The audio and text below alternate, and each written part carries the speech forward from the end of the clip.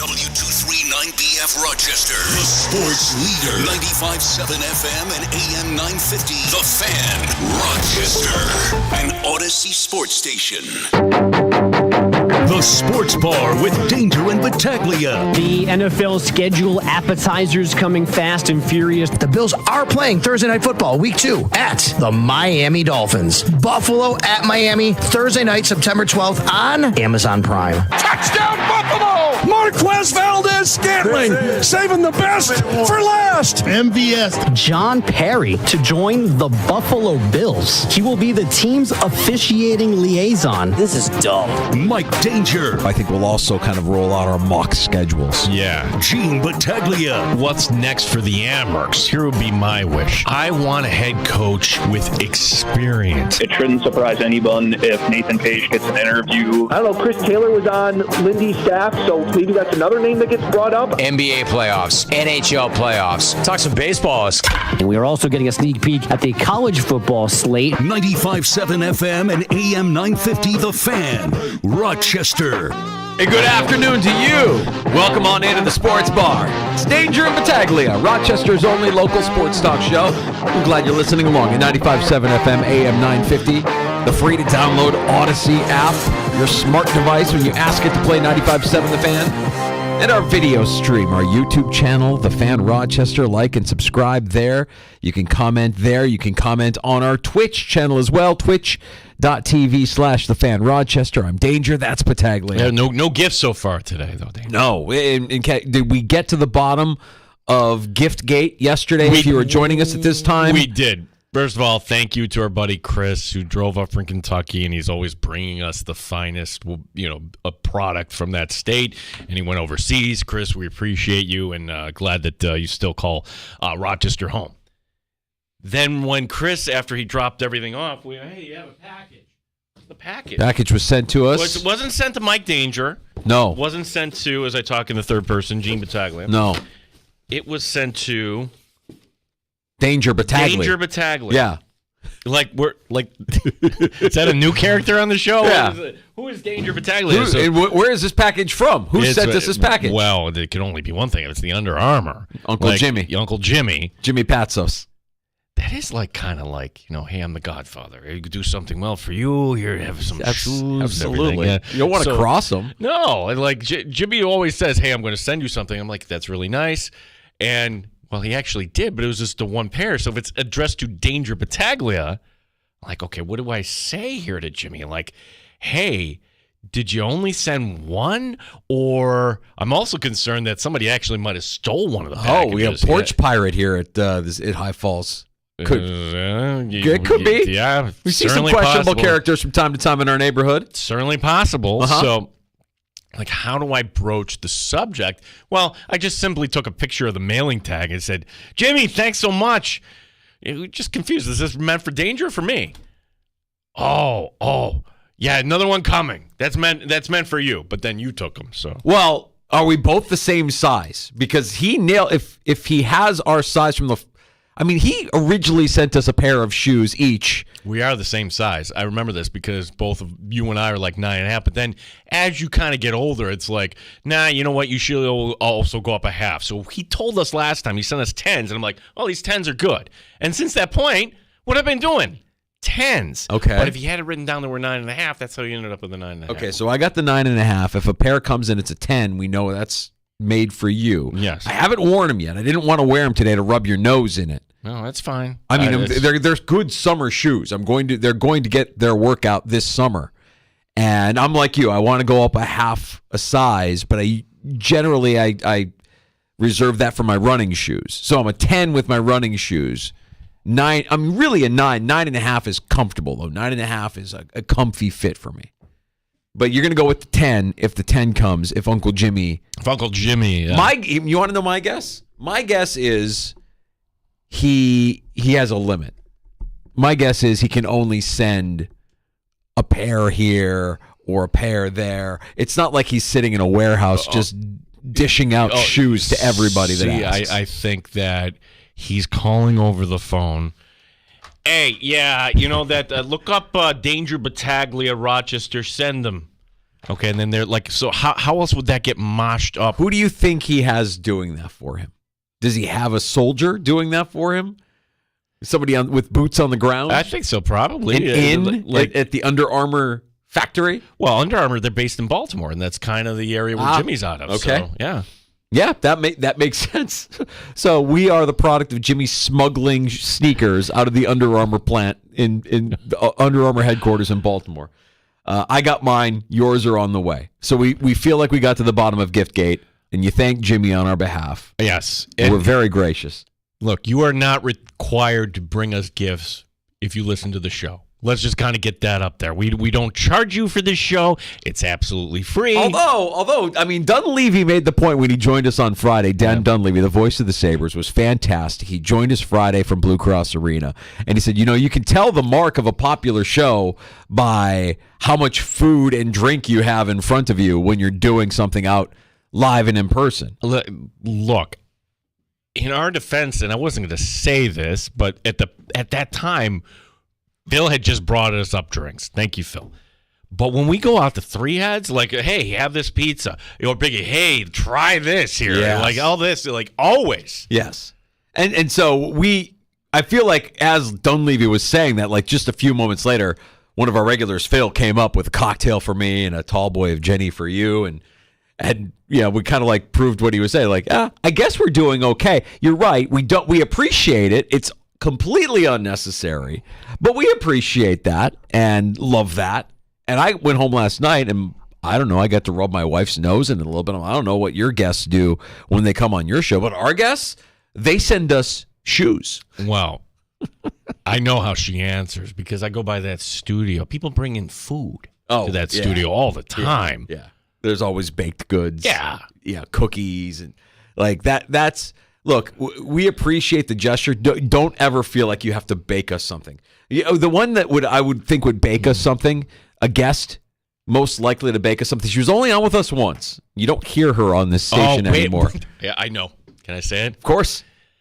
The perfect voice, Christine Lisi. That's right. Geneseo grad That's from right. Olean, New York. That's right. I'm doing my Christine Lisi impression. She's a sweetheart. She is a sweetheart. And then one time I talked to her off the air. Hey, Gene, it's Christine. Like, totally different. I'm like, wow. So she's got the radio voice down.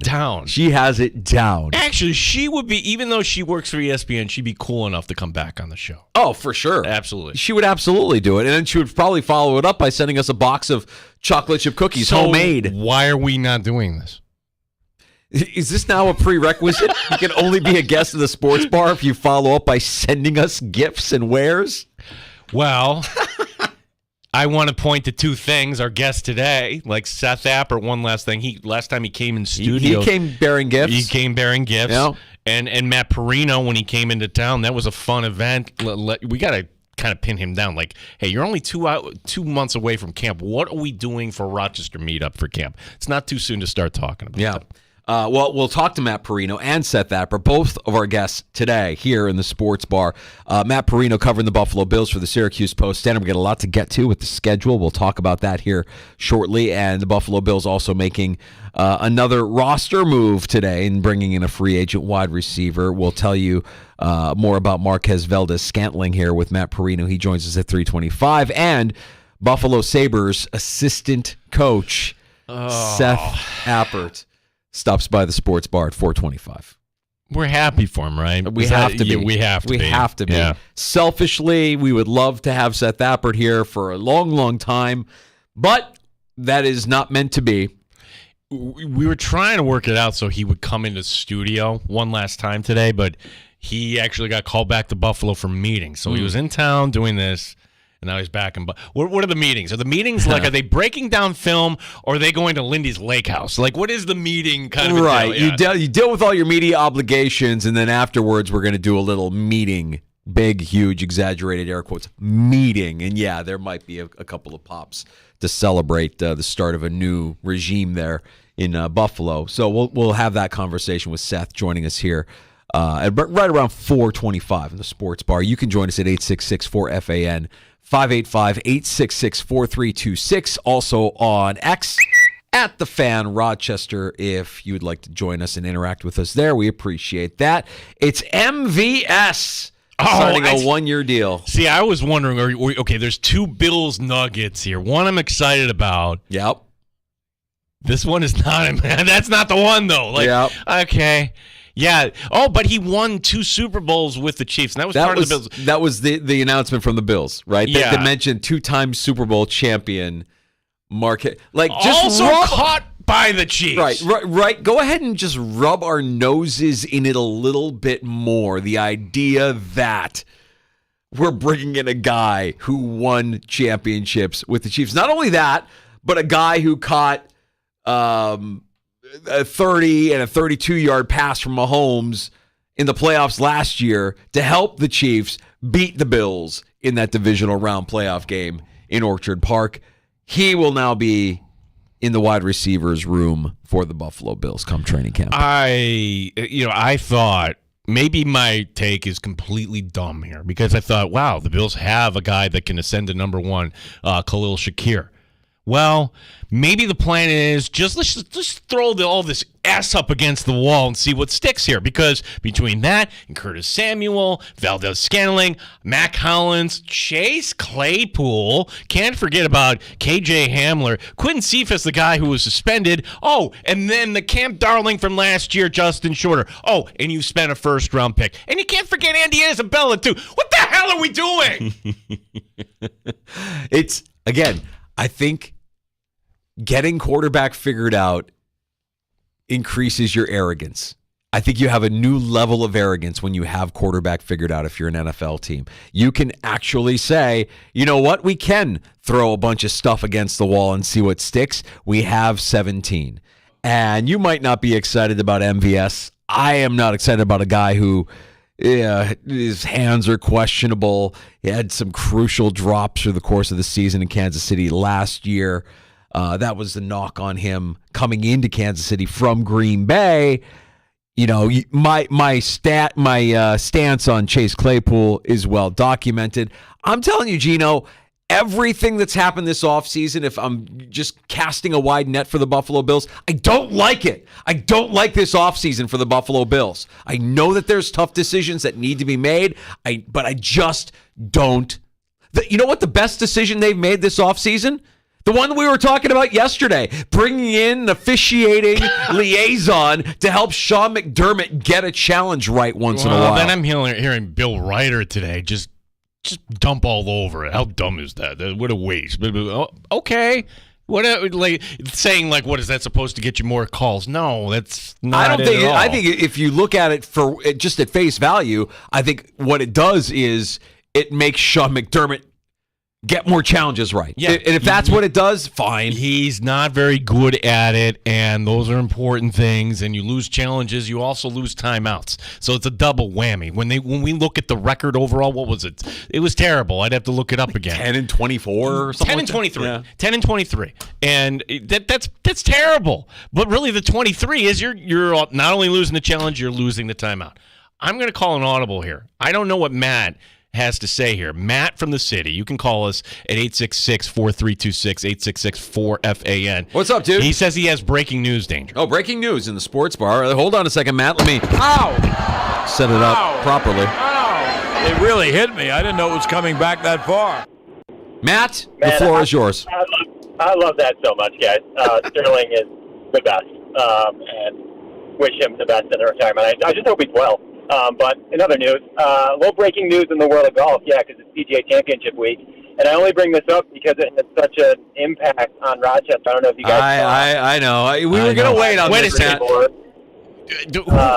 Who is this Rory person? I don't know what you're talking about, Matt. Yeah, no idea. I heard he grew up in Rochester. No, hold on. No, Matt, I mean, I was going to take a moment today at some point this afternoon to spit on the reputation of this jackhole PGA golfer that I don't care that he won Wells Fargo last weekend. I don't care that he'll be amongst the favorites in this weekend's PGA Championship. The guy is a bum. I never liked him. I don't like his stupid face. I'm talking to you, Rory. Rory. What kind of a name is Rory? there's legends around these parts that this guy shot the course record at Durand Eastman. I mean, come on, you can't be talking about our guy like that. He's our local son. Our prodigal son. Not anymore. Nope. Hit the bricks, Rory. You're done. Get out of here. Get out of here. You do a Rochester girl wrong, and you're dead to us. Dead. You understand? You understand, buddy?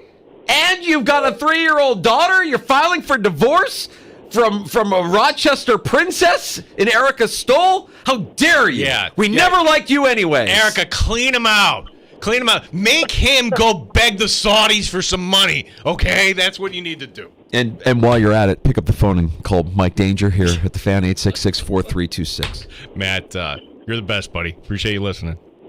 You guys are awesome. See ya. Yep.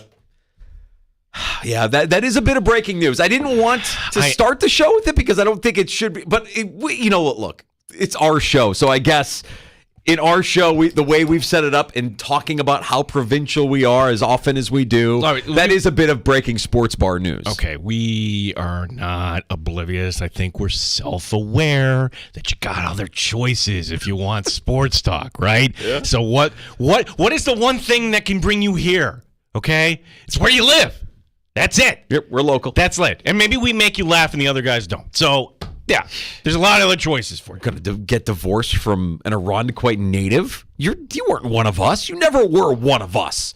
Get out of here. You're not welcome. You're not welcome. Do her wrong. I was all hoping he would break his 10-year. No, never again. The curse of Rochester, Danger. My first dark horse, and he's not really a dark horse, I think he's the favorite, is Rory. There. A pox on you. A master stroke curse on you, Rory McIlroy. Good luck this weekend at Valhalla. You're not doing anything. My first dark horse, and he's not really a dark horse, I think he's the favorite, is Rory. A hex has been placed upon Rory McIlroy upon hearing this news. You don't divorce an Irondequoit native. You never liked that guy anyways.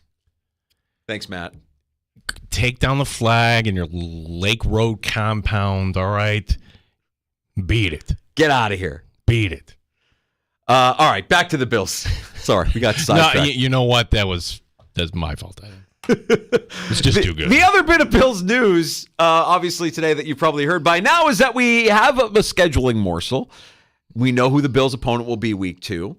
It will be the Dolphins. It will be in Miami, and it will be a Thursday night game. Amazon announcing that the first Thursday night game of their schedule will be the Bills traveling to South Florida on a Thursday night to take on the Dolphins. Couple thoughts. One, I love how Dolphin fans are like, yeah, of course you're putting it at night. You know, you should have the Bills in the heat, blah, blah, blah, blah. Let me tell you something. It's not about the Bills in the heat. It's about everybody nobody wants to be in the heat of South Florida in the middle of the afternoon in September. The Dolphins, you were a playoff team, were you not last year? So, yes, you get more primetime treatment. Too bad, okay? It's not a 1 o'clock game. Secondly, I think it's fair to deduce that if the Bills are going week 2 on the road to Miami, well, they would open at home. Not only would they open at home, generally speaking, you give them more time. That's a 1 o'clock opener. That is going to get people excited for the home opener, Danger. Give me a crappy team just to go. You want New England. New England, yeah. Give me New England week 1 because. Welcome to the NFL, Drake May. You want to make it? You're going to have to beat Buffalo week 1. Unless Jacoby Brissett is your starter week 1. Yeah. Yes, give me New England. That would be fun. Welcome to town, Mr. Mayo. We also know that it won't be the Bills week 1 on Monday Night Football against what we thought Houston would make a lot of sense, right? You go down to Houston, you get the Bills versus Diggs. It won't be that. It will actually be the Jets traveling west, Levi Stadium. Look, Leonard Floyd, you know what to do, okay? You have the ability to do something remarkable a second consecutive season. Take him out. Just end the season early for Rodgers again. Rodgers going home to Northern California. The Niners hosting the Jets week 1 Monday Night Football, according to ESPN. How has that gone for how has that gone for Aaron Rodgers? Not so good. Okay, not so good at all. Like, you couldn't have picked a worse opener for the Jets week 1. So we just get to make a big old bowl of popcorn on Monday night and watch the Niners win this game because Aaron Rodgers coming back after a year off against, is it fair to say, arguably the toughest defense in the NFL? Yeah. It's a good defense. Yeah. And Robert Saleh also, more narrative. Robert Saleh returning to San Francisco where he was the defensive coordinator. If there is a question about San Francisco's defense, it's not necessarily the talent on that defense. It's the leadership on that defense, the coaching of that defense. You remember how they moved on from Wilkes after the Super Bowl and have kind of like this hodgepodge of defensive coordinators, including Brandon Staley, former Chargers head coach, in the mix as well. So that's your Monday night opener, week 1. The Niners hosting the Jets at Levi's Stadium. The Bills will travel to South Florida, week 2, Thursday night football, to take on the Dolphins, which, yes, it leads you to believe that it'll be an early kickoff Sunday afternoon for the Buffalo Bills, most likely in Orchard Park. Yeah, we have Chiefs-Bengals in Kansas City week 2. That's going to be the late window. So there are some other dates. And who knows, maybe by the time we get off the air, we'll have another date that's leaked. They still haven't announced the first Sunday night football game, where maybe we get that tomorrow morning. I saw a tease online, somebody saying, well, it happens to be the New York Giants' 100-year anniversary. I'm like, oh, boy. You're going to make us suffer through a Giants game on Sunday Night Football week 1? Well, let's cross off all the other primo teams. Won't be Dallas because Dallas is playing Cleveland. No, it's not San Francisco, and it's not Kansas City or Baltimore, and we can deduce it's not going to be the Bills. They wouldn't put the Bills on Sunday night and make them play on Thursday night. Who else would have that sort of cachet danger? It's not Philadelphia and Green Bay. They're playing on Friday night. It's going to be the big market Giants. I saw somebody else also say, what if week 1 Sunday Night Football is Houston and the Bears? Hear me out. Hear me out.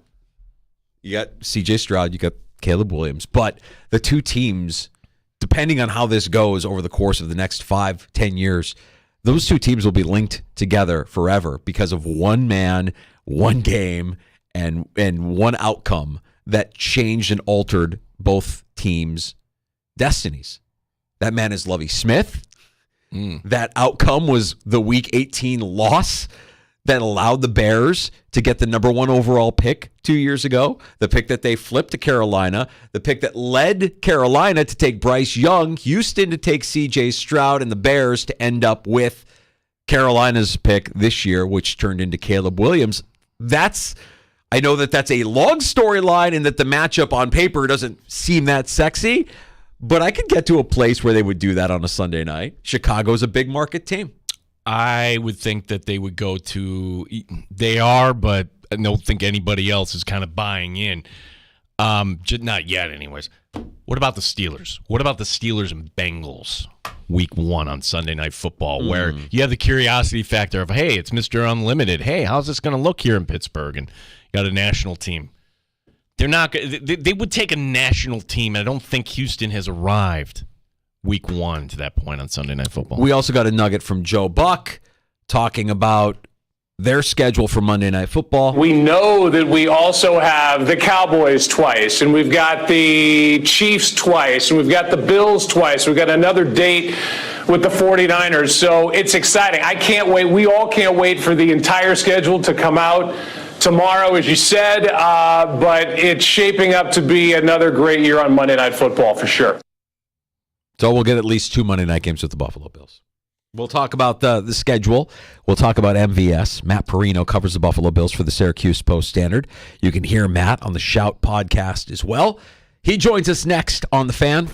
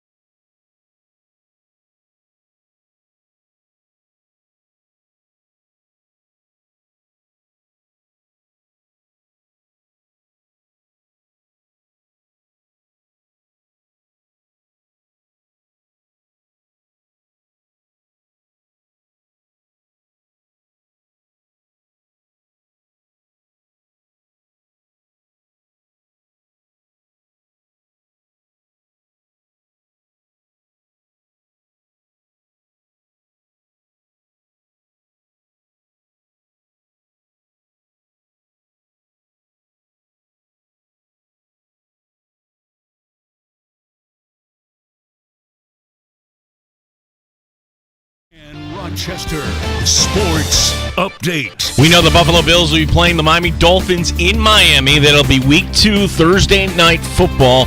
The entire NFL schedule coming out tomorrow night. Marquez Valdez-Scantling, he's the newest Buffalo Bill, the wide receiver winning 2 Super Bowls with Kansas City. We'll get the thoughts of Matt Perino, Syracuse Post-Standard, and the Shout podcast coming up next year on the Sports Bar. Former Amherst head coach Seth Thappert saying his goodbyes today to the Flower City. I loved coaching. I absolutely loved coaching here, being at Amherst, and I'm so appreciative of my time here. I'm appreciative of the way the people here and the city, our fans, have treated me and embraced me as one of their own. The new assistant coach of the Buffalo Sabres joins us today in the 4 p.m. hour. Rochester Red Wings home tonight. They're wearing their special lilac uniforms against Buffalo. Gene Battaglia, the Fan, Rochester. The beer is cold and the wings are hot. You're in the Sports Bar with Danger and Battaglia on the Sports Leader, 95.7 FM and AM 950 The Fan, Rochester. If you're just joining us, welcome into the Sports Bar. We have a scheduling morsel for the Buffalo Bills. We know that their Week 2 opponent will be the Miami Dolphins. They will be playing in South Florida for a Thursday night game on Amazon. To talk Bills, Matt Perino covering the team for the Syracuse Post-Standard and the Shout podcast. Oh, but it's a night game, Matt, and the Bills won't have to play in that heat. The Dolphins lose their competitive advantage in the month of September. It's something, isn't it? Just seeing the discourse in the middle of May about the weather conditions of a game. It's fun. It's what makes the league so special. But I will tell you, if someone has to do pregame hits for the CBS affiliate, let's do that at night in September. Mm-hmm. Yeah, were you doing that in that famous game where everybody melted and the Bills lost, Matt? Oh my gosh, man! Like we had towels.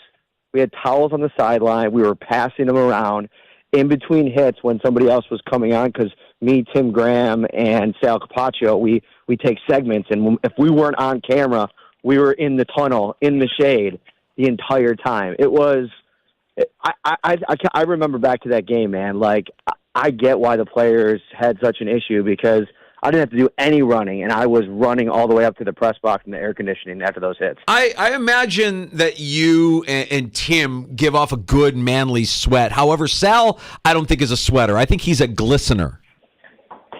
That's fair. That's fair. And plus, he's the sideline guy, so I feel like he's conditioned for the elements. He's got some South Florida in his history. He's used. Exactly. Yeah. So he's ready to go. But yeah, it's funny.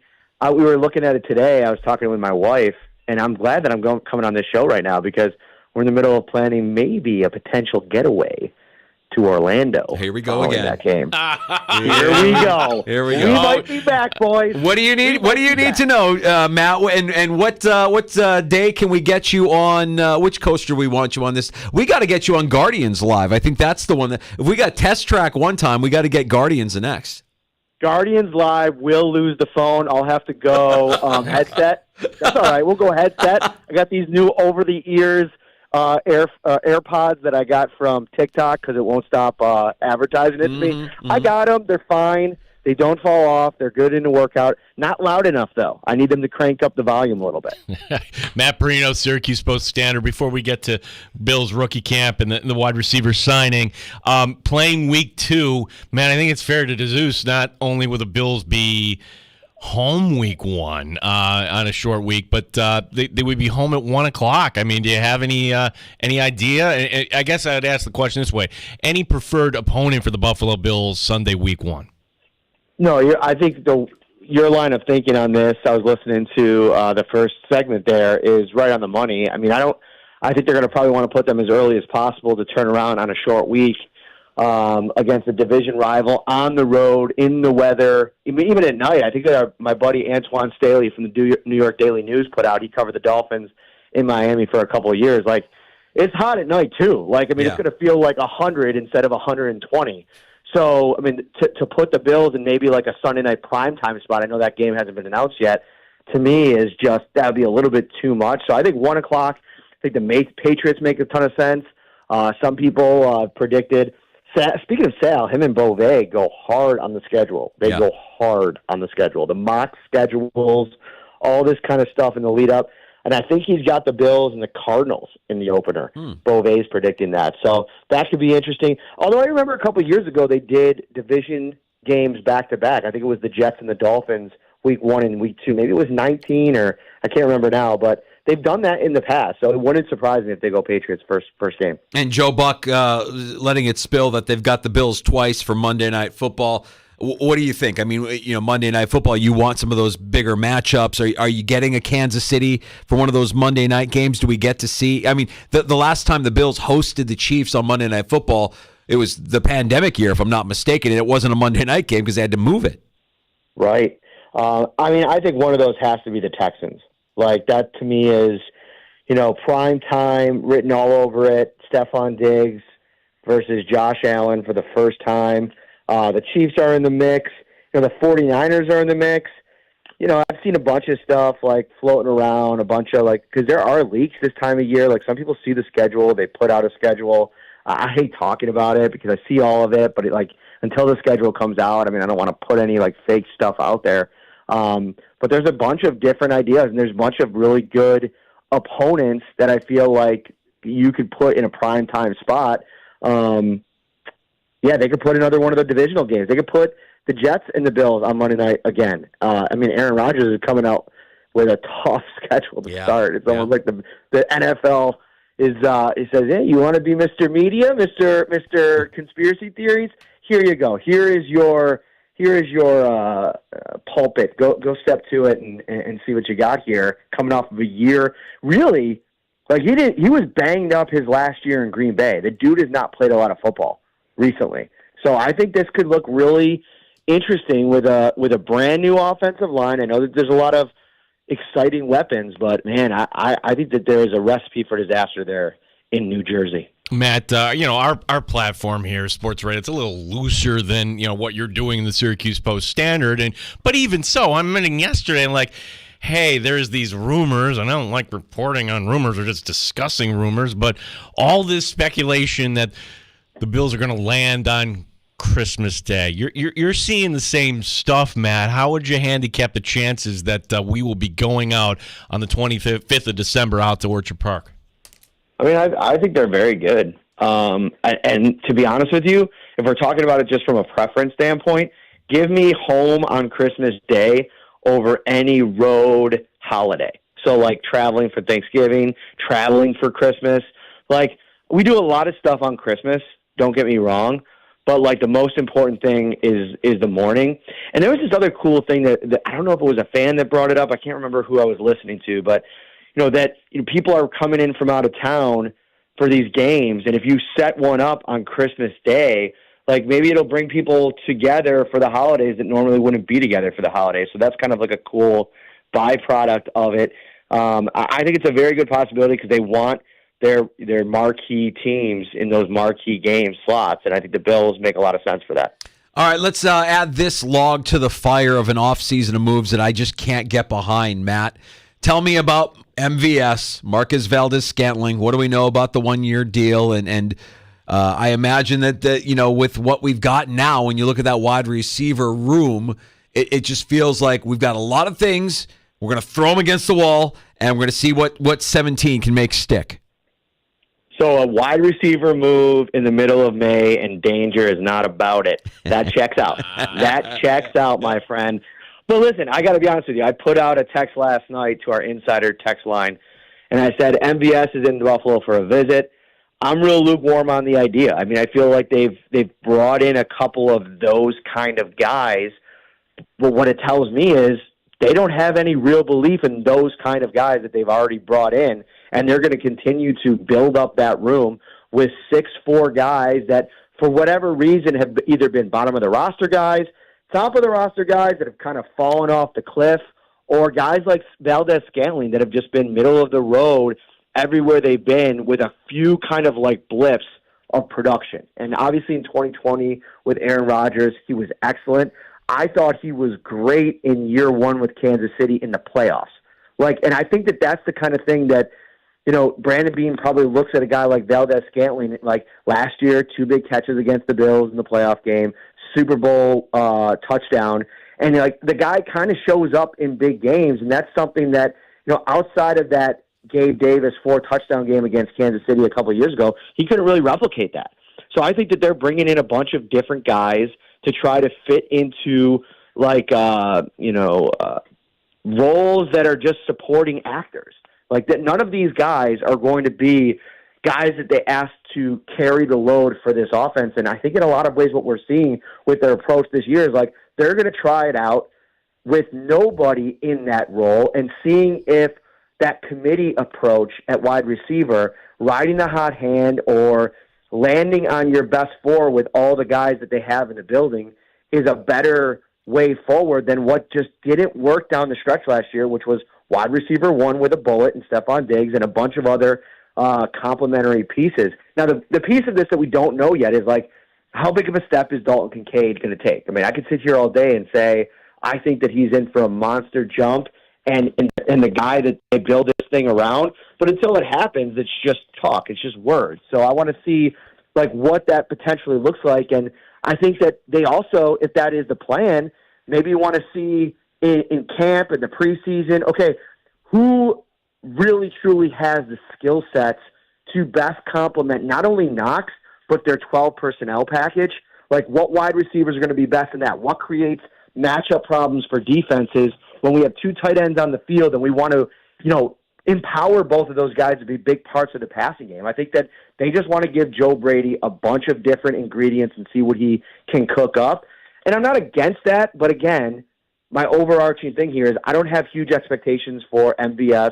It's a 1-year deal with a max value of 4.2, which honestly, that I like that deal with a base of $1.5 million or whatever it ends up being, because you're giving him the vet minimum and saying, okay, we like you, we want you to be a part of this thing, and you can earn considerably more. I don't think he was going to get that deal maybe anywhere else. He was not good statistically last year. And so there's a little bit of a motivating factor to bring him in here and see if he can unlock some of the good stuff he's had over the last couple of years. Yeah, Matt Perino, Shout Podcast, Syracuse Post-Standard, our guest here talking some Buffalo Bills football. We've seen over the years, if there's one thing that can tip the scales as far as making the 53 is, hey, how are you on special teams? And when you look at this wide receiver room that is like, yeah, there's a lot of candidates there. Do any of these names pop out to you as potential guys that you could see taking advantage, say, of the new kickoff return rules? Justin Shorter, to me, is the number 1 guy in the list that I think I have more in pen than maybe most, because what I think they envision for him from a special teams perspective. There's upside as a receiver. There's so many kind of fun anecdotes from fans about what they think Justin Shorter can be in this offense, and I'm here to listen to all of it, because this is a guy that at one point in time was supposed to be the next big thing, and now he potentially has a chance to play with Josh Allen. If he could figure any of that out, and if Adam Henry, can be the wide receivers coach that they hired him to be, maybe to unlock some of that potential, sure, I'm here to listen to all of it. The other guy, too, aside from Shorter, who I think could be a real beast on special teams because of his physical nature, is Mac Hollins. I think Hollins, if you look back at his career, where he's been the most valuable to teams is his special teams acumen. He mixes in some blocking on offense, too, so he has that in his bag. But he has been described as almost like a crazy person on special teams, like watching him just run around with no regard. I think I read that even going back to his scouting reports and just the way that he plays with his hair on fire. I know that's the one that everybody likes to use. So I think those 2 guys are – I don't view MBS or even really Claypool as special teams guys.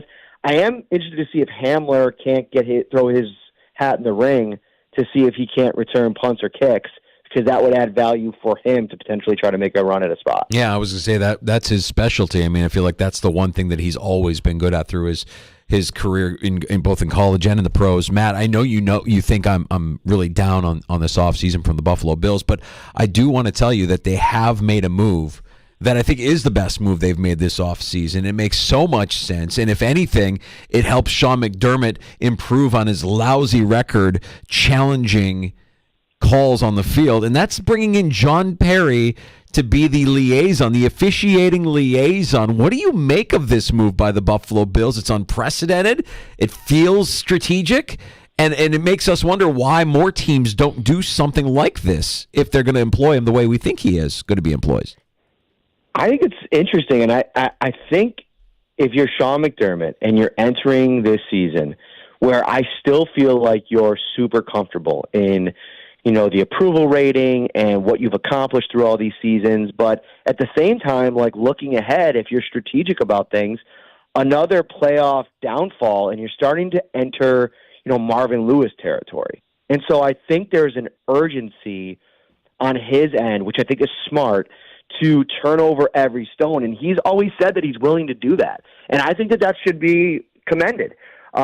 It's also interesting that this happens on the heels of his first year on the competition committee and being in all these meetings out at all the league meetings out in where was it? Was it down in Florida? It was down in Florida. Yeah, that's where I was on the ride. Yeah.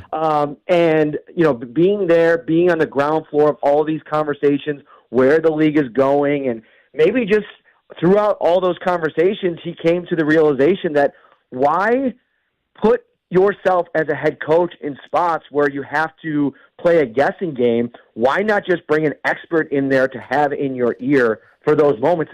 And here's another thing, guys.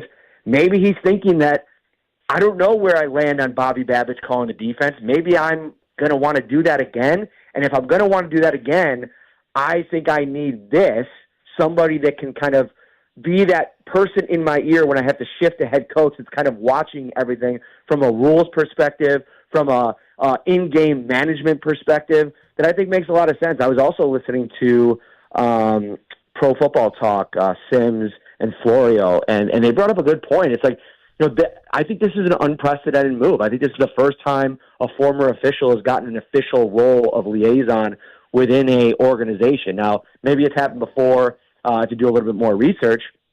Hopefully we'll get to talk to Sean McDermott a week from today when they break for OTAs and get his thoughts on it.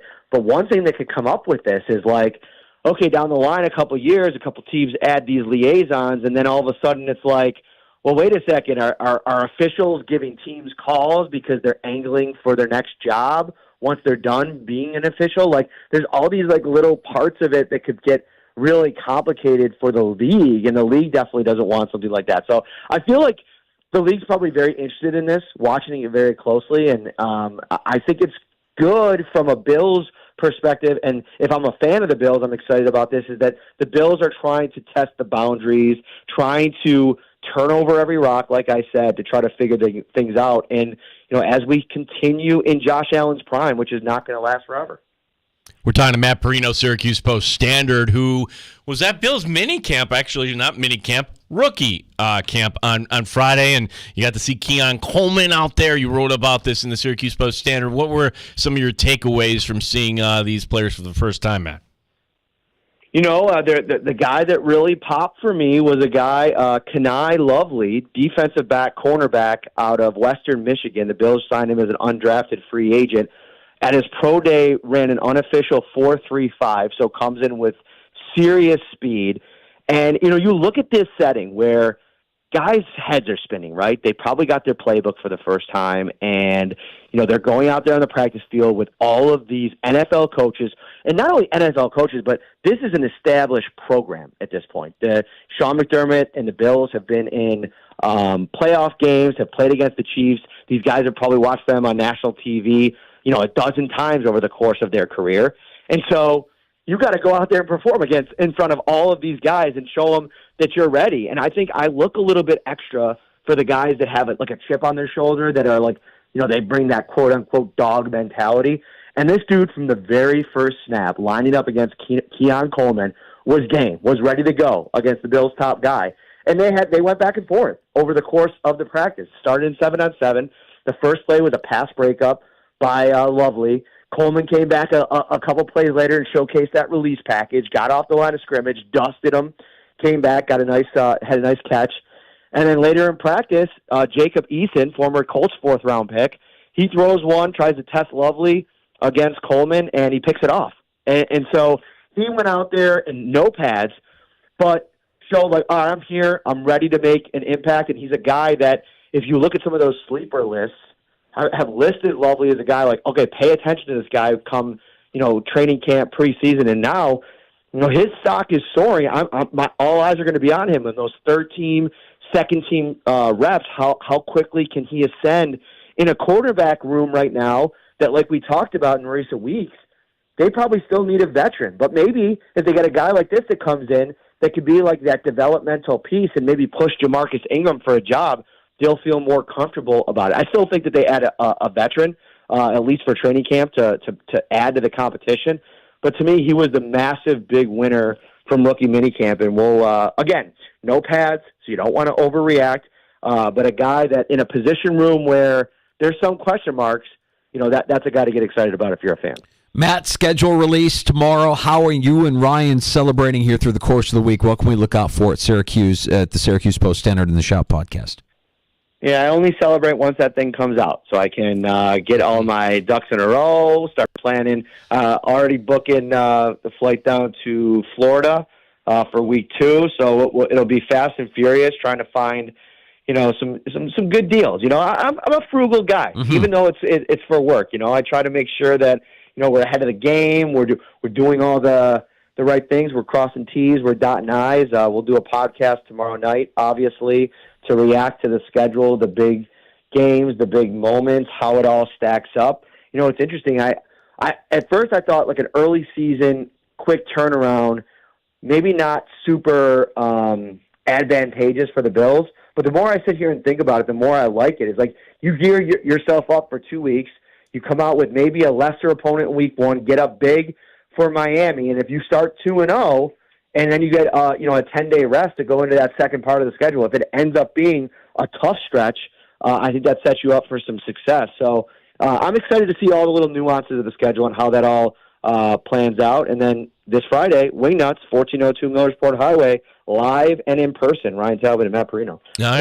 Nice. We also have to kind of discuss like a get-together here in Rochester, Matt. Is that in the works here for training camp? Yeah, we got a couple that are in the mix right now. We are very likely going back to Dorado. I believe that's on Main Street there in Rochester. We'll be back there. Park Ave, yep, for a live show. And then we're looking at a couple other venues that are in the mix too. I think we got to get together offline and maybe throw some of your ideas into that. Game plan. We're game planning now. We're ready. Yeah. I mean, here it is, middle of May. We're ready for the end of July. This is what the schedule does to us. It turns us into raving lunatics once again. Matt, appreciate the time as always. No place I'd rather be a raving lunatic with than on Danger and Battaglia, baby. Love it. Thank you, Matt. Appreciate it, Matt. There he is. You can read his work at NewYorkUpstate.com, the Syracuse Post-Standard, Matt Perino. Always good with his time joining us on a Tuesday afternoon to talk some Buffalo Bills. Yeah, hearing it, I didn't expect that. Like, I thought he would have said KJ Hamler, like, who would be the guy that's going to return? Because that guy will be the 5th wide receiver. Well, that would make sense. Shorter. Because Shorter's somebody that you can kind of bring along and learn. They've invested in him. Yeah. They basically redshirted him last year, right? I mean, like, they invested draft capital in him. They didn't invest anything in Hamler. They didn't invest anything in Isabella. So all these other guys, like, tell me if I'm reading this wrong, because you have Shakir Samuel, okay, 1, 2, and then, the back end Shorter, and then, who else? Like, Tyrell Shavers wants his justice too, okay? Don't forget about Shavers, Brian Thompson, Claypool, Shakir, Coleman, Hollins, Isabella, Hamler, Tyrell Shavers, Brian Thompson, Justin Shorter, Curtis Samuel. Yeah, I mean, Quintez Cephas. You got to get to 90, right? You got to get to 90 players, so you're going to be deep at wide receiver at camp. But what I'm saying is, like, because Coleman's on there, all those guys, Danger, are fighting for one spot. If we assume Shorter is getting a golden ticket there because of his return abilities. Walk me through it again here. So Shakir 1, Coleman 2, and then Samuel 3, and then 5 is Shorter. Who's 4? To be determined. Could it be MVS? It could be MVS. Yeah. It could be MVS 4. 5. 5 is shorter. 5 is shorter. I don't think they keep 6. And they then all right, traditionally go with 6, don't they? I don't think so. No. No, 5? 5. 6 make the team, 5 on game day. I think Isabella's your practice squad guy again. That maybe you can elevate every so often. Well, this is setting up perfectly for Sean McDermott. You know, he loves competition. Got to go out there and compete. Got to go out there and earn it. Got to go out there and get your job. I just see right now at training camp, Danger, like we're going to be going crazy. Well, today, 2 drops for Chase Claypool. Oh, my gosh. Yeah. What does this mean? Yeah, of course. Can't get here soon enough. Really excited for it. Excited for the schedule release. We've got some takes on tap next in the sports. Yeah, and we have time for your calls at 866-4326, 866-4FAN. Can I admit I was wrong on something? I really thought this would be different with Tom Brady, but then seeing him up on the stage talking to advertisers and wooing them, that was a little unsettling. I don't think I'm ready for this. And then something happened last night in the NBA. I'm like, no other place this athlete would ever do something in any other sport.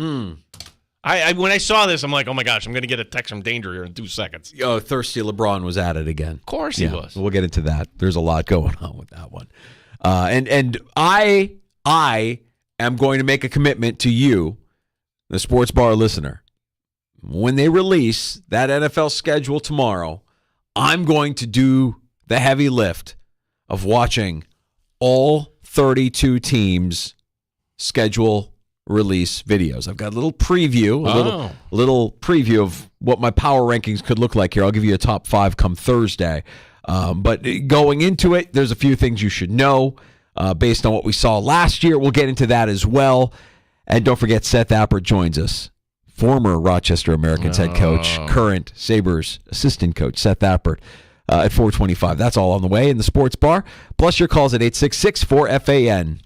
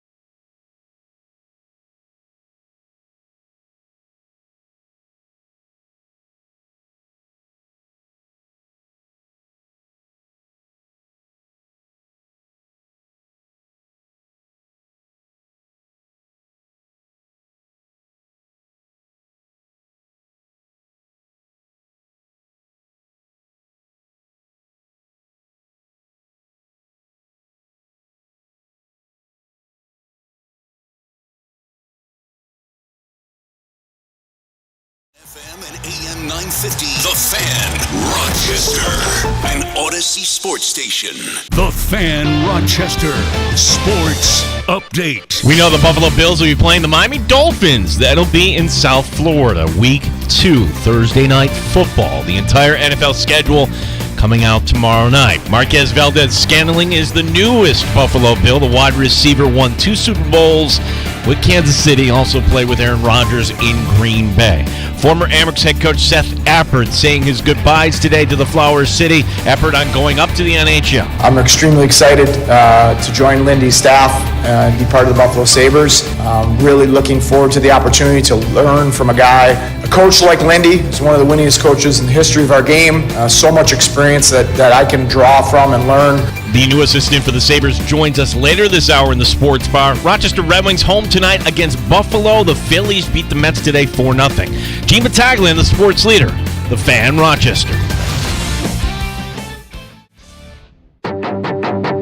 The Sports Bar with Danger and Battaglia. The NFL schedule appetizers coming fast and furious. The Bills are playing Thursday Night Football, Week 2, at the Miami Dolphins. Buffalo at Miami, Thursday night, September 12th on Amazon Prime. Touchdown, Buffalo!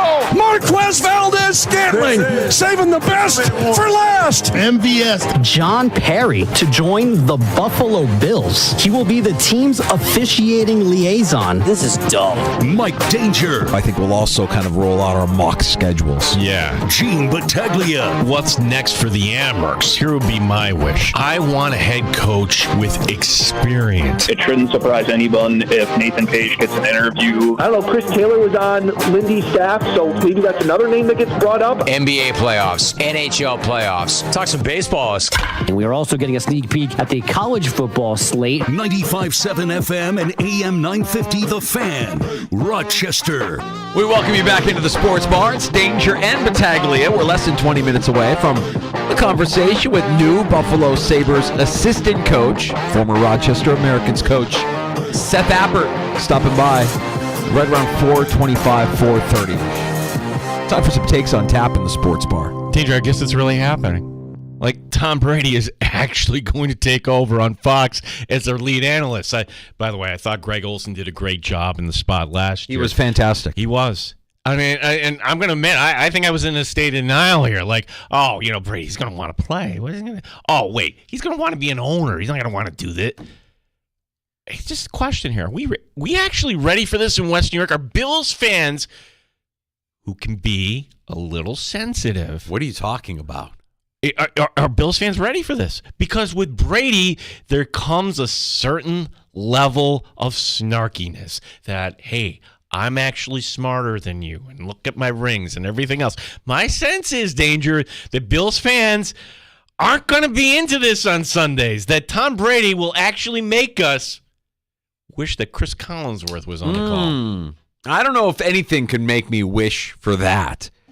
I don't care who's in there. I don't know that anybody can make me wish for that. The guy just won't shut up. But I see Brady working. I think part of what we've seen out of him here, especially with the roast in the last couple of weeks, is partially in preparation for this idea that he's going to be more in the public eye than he has been since his days as a quarterback. And with that comes some self-deprecation, a little bit of, hey, I know I've made mistakes. I can make fun of myself. I can poke fun of myself, and I'm going to attack this the way I attack anything. I think he'll be prepared. I'm excited to see what it all looks and sounds like. I'm going to reserve judgment until we've got a few games under our belt, but I'm sure that if he stinks right out of the gate, we'll crush him. It doesn't matter if you're from Western New York or anywhere. And if he's good out of the gate, I think we'll acknowledge that as well. I mean, we have a lot of recent history to draw from here. I mean, Greg Olsen felt like a natural once he got into the booth. Everybody remembers what Tony Romo was like the first few weeks that he was in the booth. Everybody's like, oh my God, he's calling the plays before they even happen. Right, but I think the difference between Tony Romo and Tom Brady is like, it's Brady's work ethic. You have to admit it that Brady, and the reports are he's been practicing, he's been kind of ramping up for this moment. But going back to my Collinsworth point, like when the schedule comes out tomorrow, we're all looking, undoubtedly, that is going to be Buffalo on Fox for one of these games. Maybe it's the 49er game in the late afternoon window. We don't know. But how are we going to deal with Tom Brady analyzing the Buffalo Bills? Well, at minimum, it sounds as if he and Josh Allen have a mutual respect for each other. So you're not going to have him being overly critical, I don't think, of 17, which could make a lot of us that are sensitive upset. But I'm not too worried about it. I haven't really thought about it that much. All right. No, it just it hit me like this is actually happening. The other part of this, and I can't remember where I saw this, but this makes more sense than anything, is that Brady and Manning are actually in like a race to see who can acquire and accumulate enough wealth to be the first to buy an NFL franchise. That these two guys are just still competing, even though they're not on the football field anymore, just competing with their bank accounts, trying to accumulate the kind of wealth that you would need to be an owner in the NFL. And I think Manning is probably the guy that's going to end up getting there before Brady, because one, he got a head start, and two, the stuff that he's doing, his Omaha Productions, they're absolutely crushing. He's crushing with that. LeBron will be the next one to do it. What, an NFL team? No, just next owner. Next owner. I don't know with the way NFL, unless you're going to have the figurehead, meaning, hey, it's Derek Jeter, the new owner of the Florida Miami Marlins. No, he's not really there. He owns like a really small fraction, and he was washed out, shortly thereafter. So, I would be surprised if those guys actually get. It's the old the Chris Rock bit. Rich versus wealth. Yeah. We're rich, but we ain't wealthy. Like, wealth is a different like the Pagulas are wealthy. Wealthy means I don't have to answer my own cell phone. I don't have to answer my own emails. I get somebody doing that. Right. To hear Terry Pagula actually say that on our airwaves once, like, okay, yeah, that's wealth. Yeah, LeBron James is rich. GD Bus is wealthy. Right? Like, that's the difference. The person who owns the team is the wealthy one. Gino, am I fully prepared to consume all 32 NFL team schedule release videos tomorrow? The answer is yes. You're kidding. The answer is yes. Really? Yes. And I know how easy it is to say that the Chargers social media team will deliver the league's finest, most clever and creative video. I'm not handing them the belt just yet. I remember what Chicago did last year, a executed parody of The Bear last May, where if it were a more mass appeal show, you would have appreciated it. You could argue that it was the Titans and not the Chargers who had the best schedule release video last year. I'd listen to that as well. Drunk tourists on Broadway, not recognizing NFL team logos. That's going to be tough for them to duplicate this year. I need more out of the Bills' social media team this year. Really want to see us as a contender in something other than worst offseason. I'll give you a top 5 on Thursday. Titans don't get my vote, as we pointed this out last year, because they actually had ripped off the idea. It was a TikTok video for some guy doing it with his dad, and it was actually very funny. But if you never saw that video, and it was kind of done in a different way, and because the person who did that video originally, do you mean to tell me that there are only original ideas on the internet? That there's nothing sacred anymore, Gene? These social media teams have had 12 months to prepare. A full year. This is their Super Bowl. And what the Bills trotted out, they did one where it was like a swipe right sort of thing, and they had a few little zingers in it, but everybody needs to raise their game when it comes to this. Right. The Chargers set a high bar, but I'm not going to just say, oh, it's going to be the Chargers. They're always the best, because now they know that they're the best. They know that theirs is anticipated. So it's up to another team to step up. Step up and claim that crown. I think it'll happen. And will I watch all 32? Yes. Yes, I will. Did you see who was courtside? Not only was he courtside, had to walk in the last second so everybody be like, look who it is. It's LeBron James walking in. Look, this is not Ryan Fitzpatrick shirtless at a Bills playoff game. Fitz had already played his final NFL game at that point. LeBron, it's obvious, he's sending a message to the rest of the league that he is available. Worse than that, And putting these two stories together, he's dragging his kid in as a pawn. LeBron has this dream of playing in the NBA with his son. There's nothing wrong with that. But Bronny is an average college player.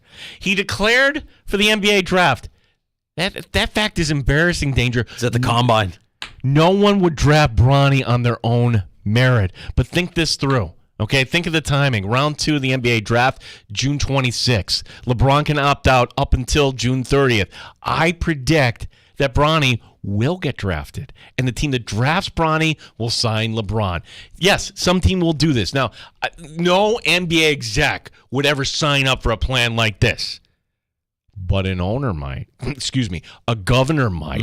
I'm looking at a team with a new governor who treats his team like a toy, wants to get over on the Lakers. LeBron and Bronny will look great together in Phoenix next season. Oh, by the way, you brought up the combine. In college, Bronny was listed at 6'4". He's actually 6'1". A few things here. A lot there. There's a lot there. First things first, I don't have a problem with him going to a Cavs game. I don't. It's thirsty, and I'll leave it at that. I think it's thirsty, but he's from the area. He's won a title with that team. He's royalty to Cleveland, even if he's not playing in Cleveland, even though he left them not once but twice. So I'm kind of okay with that. It's still thirsty. If you're a Laker fan, aren't you like, what do you? People were like, how dare Ryan Fitzpatrick show up? He's the quarterback of Washington. No, he actually kind of retired. Yeah, if I'm a Laker fan, I think I understand the gravity of the situation here, and I think if I'm a Laker fan, like the Lakers right now haven't said anything about what their plan is to replace Vogel, right? Like there's a chance that Vogel was. I'm sorry, that was two coaches ago. Right. Darvin Ham. Vogel was the one that was in Phoenix. I'm sorry, I'm getting my teams mixed up. They move on from Ham, and they haven't replaced him. They haven't made any announcements. Now there are reports out there. I don't wonder where these reports come from. That LeBron wants JJ Redick to be the next coach of the LA Lakers. So imagine JJ Redick coaching LeBron next year, but not just LeBron.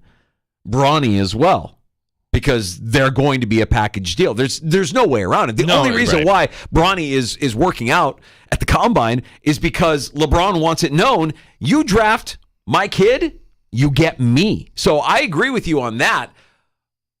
I don't know that I see the Lakers bending to the whim of LeBron James. They might say, all right, we have a second round pick. Let's get Bronny in here. Let's keep LeBron happy.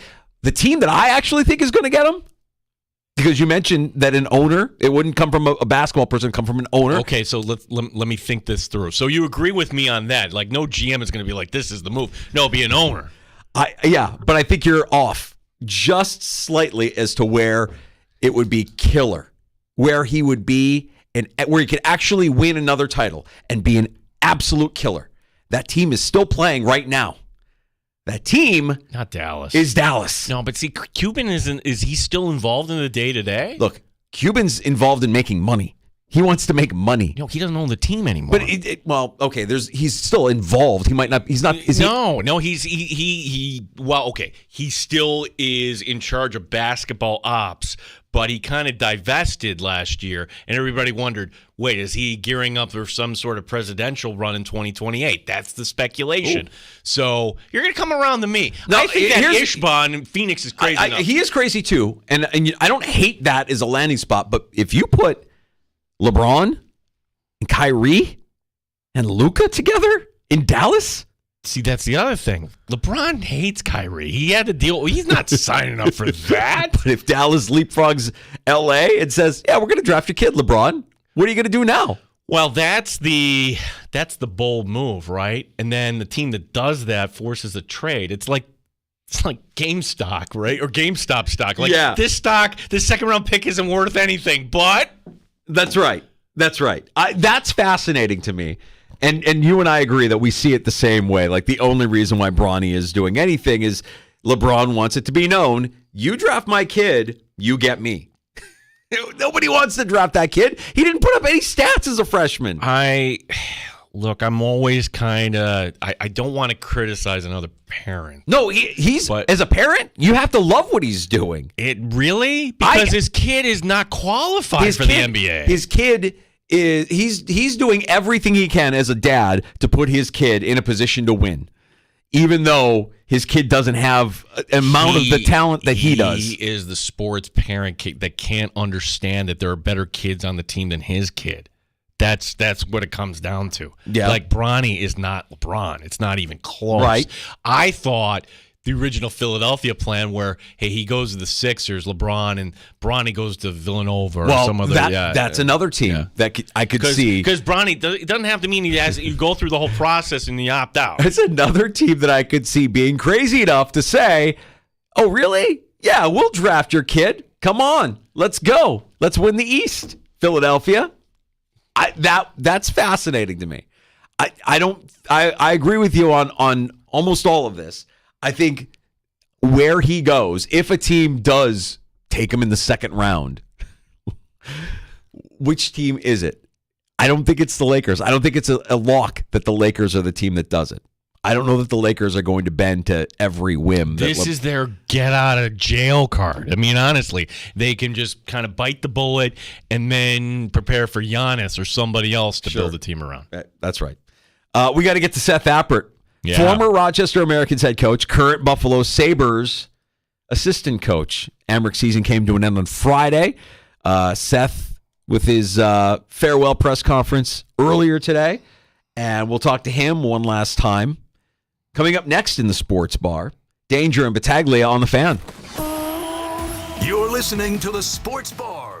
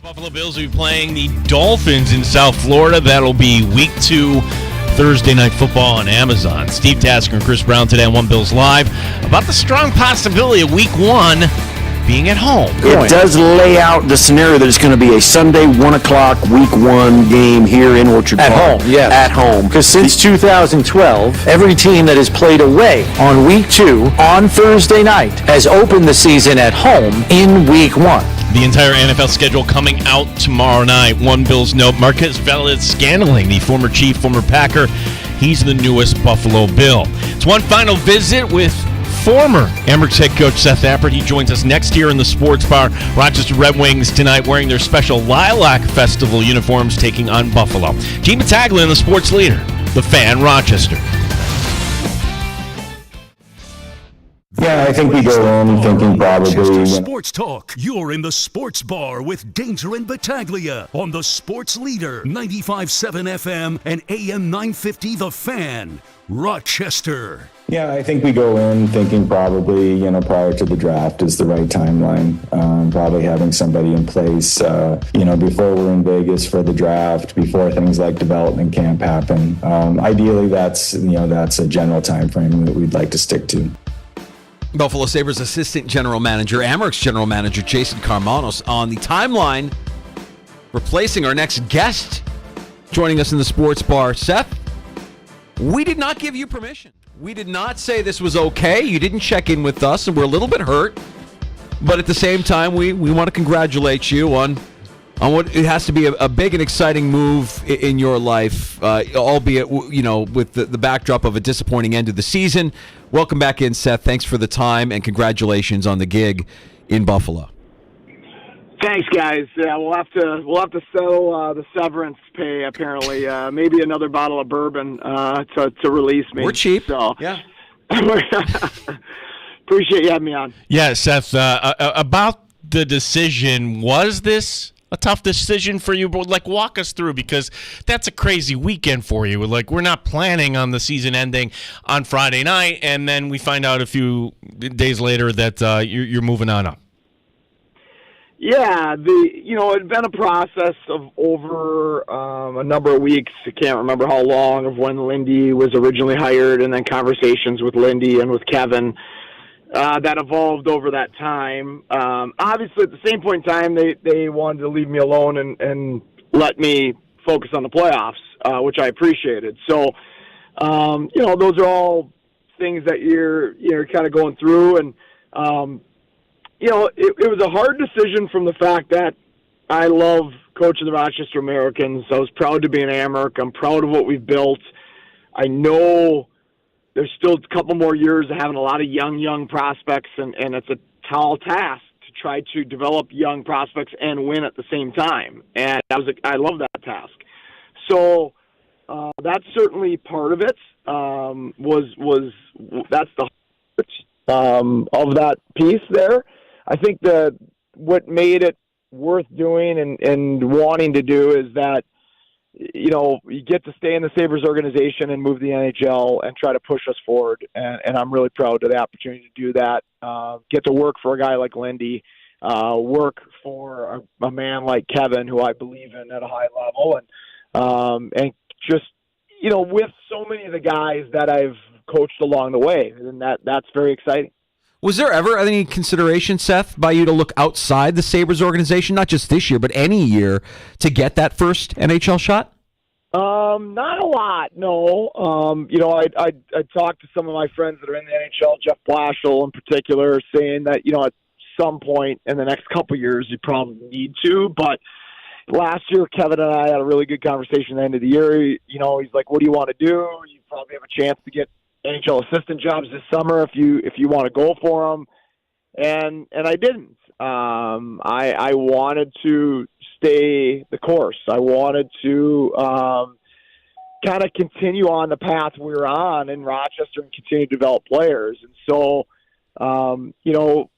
we decided last year it was the right thing to do for our organization, for me to stay in Rochester again. And obviously, this is a different scenario within the organization, and that's the thing that excites me the most. Yeah, Seth, this is going to be different for you. I mean, you go back to your time at RPI.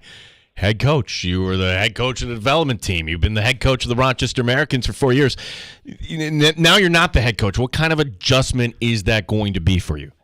Yeah, I think it's been, 18 years or whatever of being a head coach at various levels. And so, when I was assistant coach at the Men's World Championships 2 times for Jeff Blashill, it was amazing because I was wondering the same thing. At that point, I hadn't been 18 years, but it had been 13, 14 years, whatever it had been, 12 years since I'd been an assistant. And what I found is I'm a way better assistant because I know what the head coach needs. I've been in his seats. I've felt that strain, the pressure. I know what's tugging at him. I know the non-hockey things that he has to deal with that are taking time.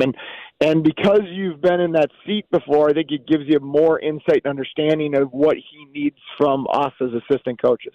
Seth, when we learned of the firing of Don Granato, we talked to you that day. That was a tough day and asked you straight up if you'd ever cross paths with Lindy Ruff. You were honest. You said, no, we haven't. So we're curious. I mean, you mentioned that conversations kind of bubbled up here over the last few weeks. Did the conversations with Lindy Ruff happen as soon as you hung up the phone with us? And what were those conversations like leading up to this decision? How did Lindy and you develop this relationship in short order? Well, I can't remember the exact timeline of when that interview was with you guys and all that, but yes, relatively soon, very quickly after Lindy got hired, the conversation started with Lindy and with Kevin. And at the beginning, it wasn't, hey, we want you to come up. It was, let's get to know each other and let's start talking. And Lindy had talked about, that he's heard good ththings about me from outside the organization, from inside the organization. We just started having hockey conversations that hockey coaches do. And he asked me what I value. What are the first things that I work on with our prospects? And, I remember I said, puck battles and angling and strong defensive play so you can force turnovers and, winning habits. And he talked about style of play. And I said, I like to play fast and north and direct. I like to have a lot of guys at the front of the net offensively.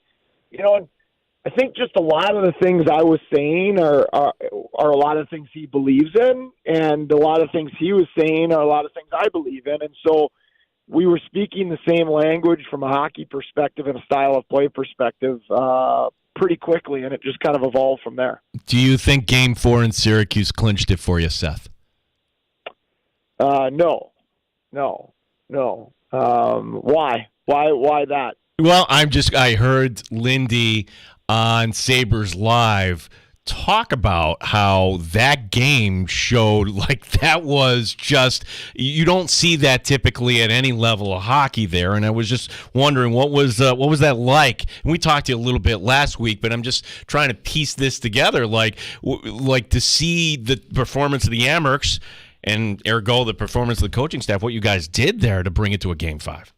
Gotcha. Convinced it for me. Yeah, for the other way around. For him, for me. For him wanting me. That was the question. I was misinterpreting. Mm-hmm.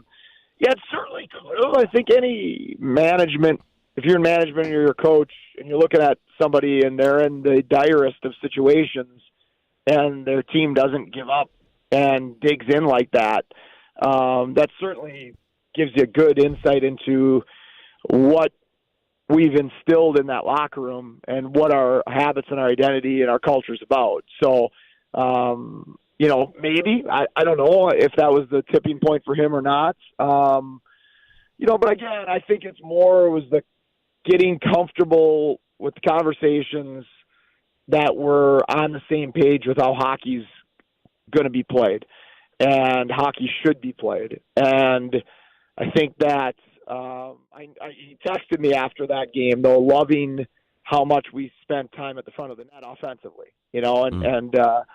so certainly that's something I believe in at a high level. There's just good conversations. We got more and more comfortable with each other. And, I think that I can bring a different voice to him because we've never worked with each other, while at the same time giving him great insight into the players that are there because I know them so well. 40, 50% of them I'll have coached. Most of the other ones I've spent a lot of time with because I've spent a considerable amount of time up there over the last few years.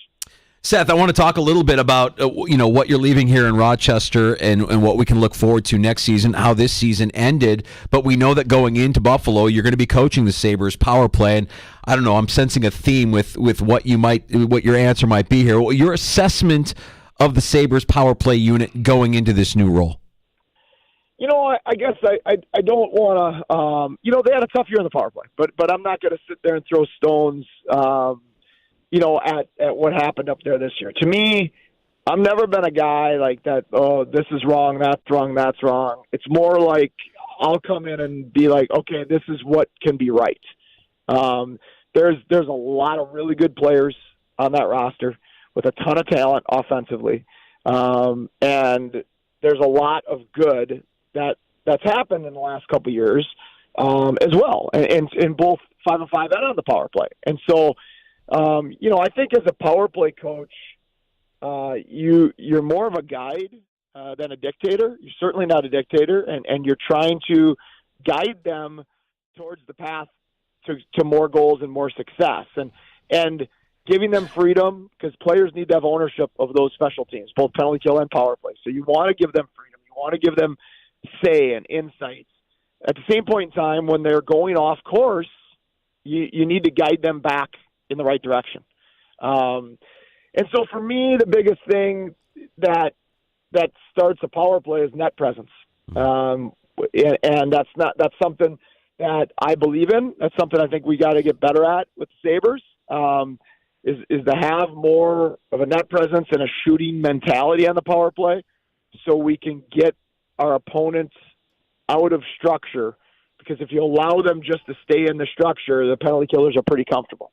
Seth Apper, Buffalo Sabres assistant coach, joining us here, 95.7 FM, AM 950, The Fan, Rochester. Seth, we have our biases, Danger and I, a lot of Amherst fans do, but as far as your successor here in Rochester, what kind of coach do you think would make sense here for the Amherst? Part one of the question, and then part two, you had two decent assistants, certainly. We liked Vinny and Paisher, and would you vouch for them, perhaps at least getting an interview?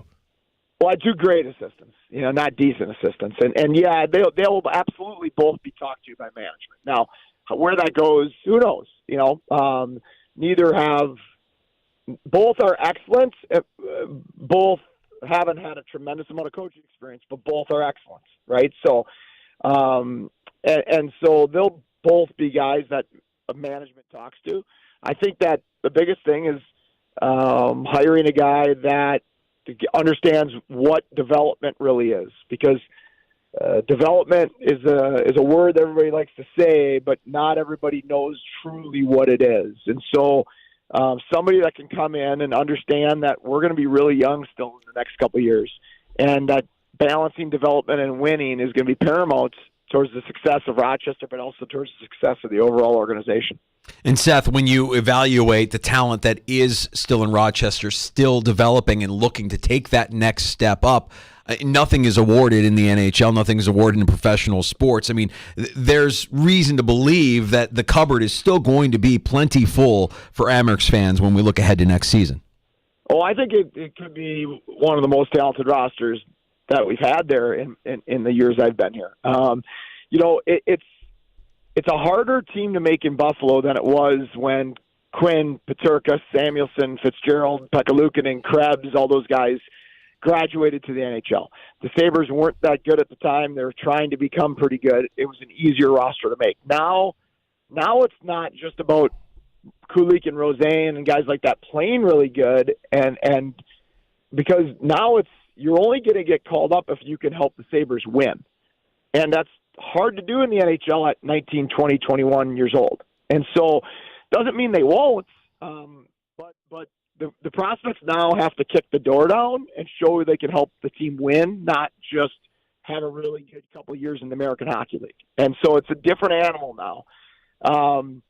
And so certainly, I mean, whether it's the core group of young guys that have a chance to, most of them or some of them, be back from this year, but you have others like Oslin and Savoy and Wahlberg potentially, and Komarov, who's had an amazing year in the Quebec League.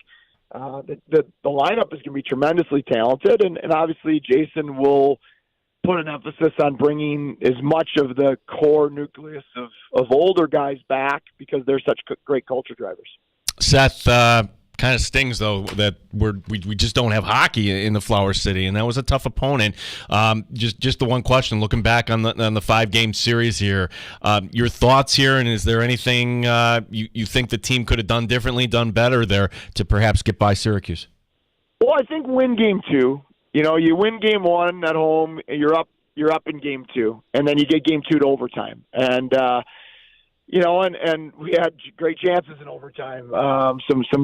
Couple really high end looks that could have went in, and you win that, and you got a 2-0 stranglehold on the lead on the series. And you're also that Lilleberg and Crozier are coming back on their decor, and that was a different beast because now they have Lilleberg, Crozier, Myers, Day, Stevens, Carlisle. That's 6 either NHL caliber defensemen or 6 NHL athletes for the ones that maybe aren't necessarily NHLers. And their decor was a chore. At the end of the day, would I've liked us to be a little smoother, cleaner offensively in Game 5? Yes. But you get into a Game 5, it's a 1-goal game. They score late to make it a 2-goal game. But basically, 5 straight 1-goal games, 3 of them go to overtime. And it's tight. And you're at the mercy of one play here, one play there. And, Game 2. Game 2 is what sticks in my head, though. And then Game 5, the uncontrollable happens. You get a couple bounces go against you. I still believe in all my heart we're winning that game if Jeremy Davies doesn't get hurt. When Davies goes out middle of the second, our offense stalled. And we were on them early in the second period. And without Davies going down to 5 defensemen, losing our number 1, we are having trouble getting ignited offensively from our transition game. Yeah, and just explain to us what our eyes were seeing, because we talk about Syracuse playing like this 1-1-3, and you're mentioning these NHL caliber defensemen that they have.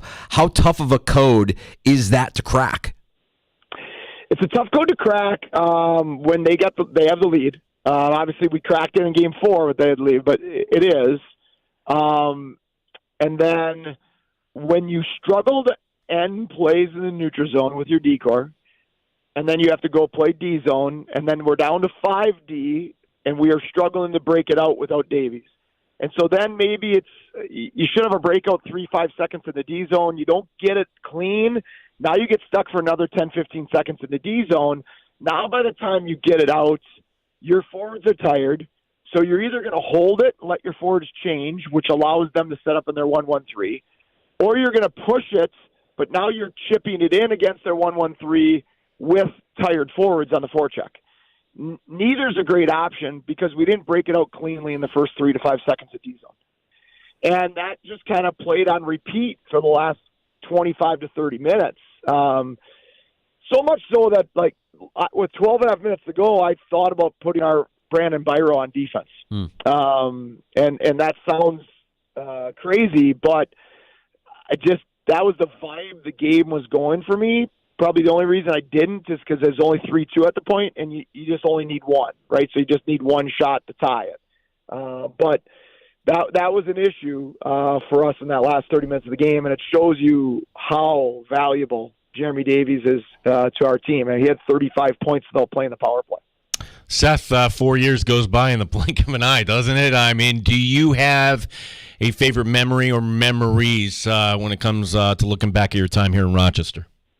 Yeah, I have a lot of them. Some of the ones that aren't seen are big wins at Syracuse or Utica with depleted lineups and the guys playing country music and singing together on the bus on the way home. Obviously, Game 5 in Utica, Game 5 in Syracuse in the playoffs, those were special moments. Sweeping Toronto, winning some crazy games. The game against Providence, that first full year stands in my head where I think, we had 13 or 14 East Coast League call-ups. And if we lose that game, we made the playoffs by 1 point that year, and so those are the moments that stick out in my head. But realistically, as a coach, it's more the day-to-day moments with the guys in practice and in the locker room that really will sit with you for the long term. Well, Seth, I know I speak on behalf of Gino as well. You did an amazing job kind of resurrecting this franchise. There was a trajectory that was being built that you just kind of shot into a different stratosphere with the way you worked with these guys, the way you developed a culture, the way you developed these players. We've seen a lot of them graduate to the next level, and now we're seeing the guy who was the architect of it graduating to the next level. It's bittersweet. We're really happy for you, and we just keep our fingers crossed that the next head coach of the Rochester Americans does as good a job as you did, my friend. Thank you for giving us the time that you've given us the entirety of these 4 years. I appreciate it. Thanks for the comments. I've loved every second of it. Loved my time in Rochester, being an Amherst, and I've really enjoyed being on with you guys. Thanks a ton. All right, thanks, Seth, and let's hopefully we get to talk to him some other time. We get Seth another time? Hopefully. All right. I didn't want to put him on the spot and say, Seth, we have a Tuesday afternoon slot open during the Sabres season. I'm hoping whoever they hire, like for the Amherst, because that would also be part of the equation too, right? That you don't want somebody from the ECHL that's just kind of cutting their teeth in Rochester. And hearing Jason Carmanos, he didn't quite say, but experience is going to be looked upon as favorable. Sure. Well, the good news is if you hold on to Prospel, if you hold on to Pacer, you've got a couple of guys behind the bench with whoever the head coach is, if it isn't one of those two guys, right, who can kind of continue what they've learned and what they've absorbed from watching Seth these years. So I don't want to say that the future is bleak knowing that Seth is going to be up with Pringle. I think that there's a very bright future ahead. Yeah, and this is a great opportunity for whoever becomes the next head coach. Yeah, and will they spend some money here? Can you get your Mershes, your Murrays, your Davies? Like, all these guys are going to be needing to re-up here. So can you, again, bring in the veterans? What will be different about next year, and he's right about this, is in years past, Kalik's up, Roseanne's up. No. I mean, they will probably be here, or they'll have to have a fantastic cap. You know what? That's a sign that the organization, I know we can't see it right now, but it's a sign that it's getting better. You don't have to force them up out of need, right? They have to be able to give you a chance at winning. They have to improve your chances of winning games. And you never want to think about injuries happening, but injuries do happen, and you need those guys to be ready to go, to be opportunistic, to make the most of the opportunities that are in front of them, whether it's here or in Buffalo. But knowing that he has the relationships that he has with these players, I mean, I don't want to dismiss that. I think that gives the Sabres somewhat of an edge. I mean, like these young guys that cut their teeth here, that are now there, will have a familiar face, a familiar voice in their ear. I think there's something to that. I think that helps. And I'm not going to sit here and predict that the Sabres are going to break their playoff drought, because I don't know what this team looks like yet. But that move makes a lot of sense. And for all the speculation that we were doing when they moved on from Don Granato and wondering what the future of Seth Appert is, it is kind of comforting to know, well, at least he's still in the organization, and he's somebody that we can continue to watch grow. Yeah, I think Lindy Ruff did the right thing here. Like, listening to Lindy, this wasn't a mandate from above, you're moving on up. I think these two will work out. You know what? I mean, if you're arrogant enough to think that you have all the answers and you don't need to listen to the voices of the outside help, that's crazy to me. And there are coaches in a world that is dominated by alphas, right? Like, that think that way. And it's nice to know that Lindy Ruff is like, hey, you know these players. I don't. I'm learning, and I will learn, but tell me what you know, and what do you believe in, and what do you stand for? Learning all of that, and then coming to the conclusion that, hey, we're not that different, that this is a guy that can help us. I think it all makes a lot of sense. It is bittersweet, because we love having him on with us, and we love what he did with the organization during his time here. There's some four really memorable years of Amherst hockey that we hope can be replicated with whoever they bring in next. It does suck that it's over, and he's absolutely right. Like, what happened there? Game 2. You're up 2-0 in Game 2, and if you close that one out, yep, that's it. That's how fun. And I'll say this again. Like, your development league, what are we doing with the 5-game series? Right. And the extended time between game 4 and game 5. And another thing, right, that you could point at and be like, well, we had this momentum, and then, we all everybody recharged their battery, and game 5 really, I just didn't like how it ended. The whole thing kind of stinks.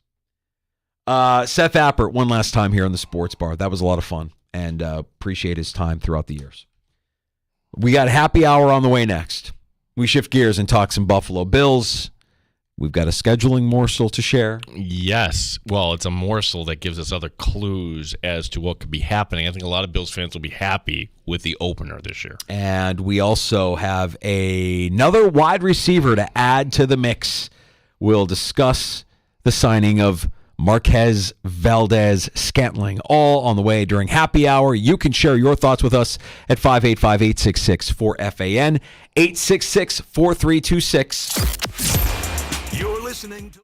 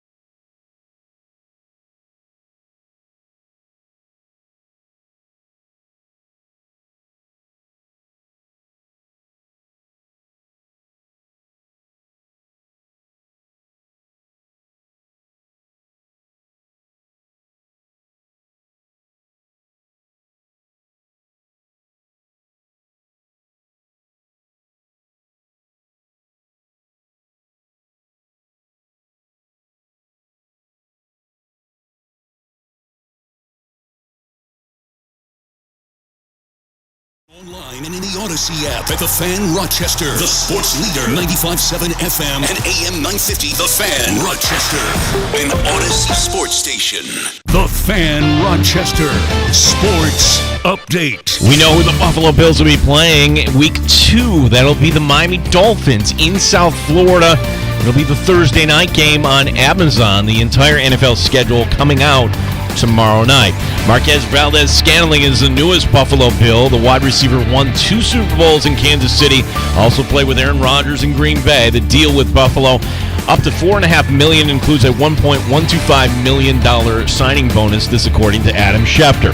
The Rochester Red Wings in action tonight, beginning a 6-game series against Buffalo. The Wings wearing their special lilac festival uniforms, as they will be in action at about 6 o'clock. The Phillies beating the Mets today in the lone final 4-0. No score between the Nationals and the White Sox. They're in the second. Yankees are in Minnesota tonight.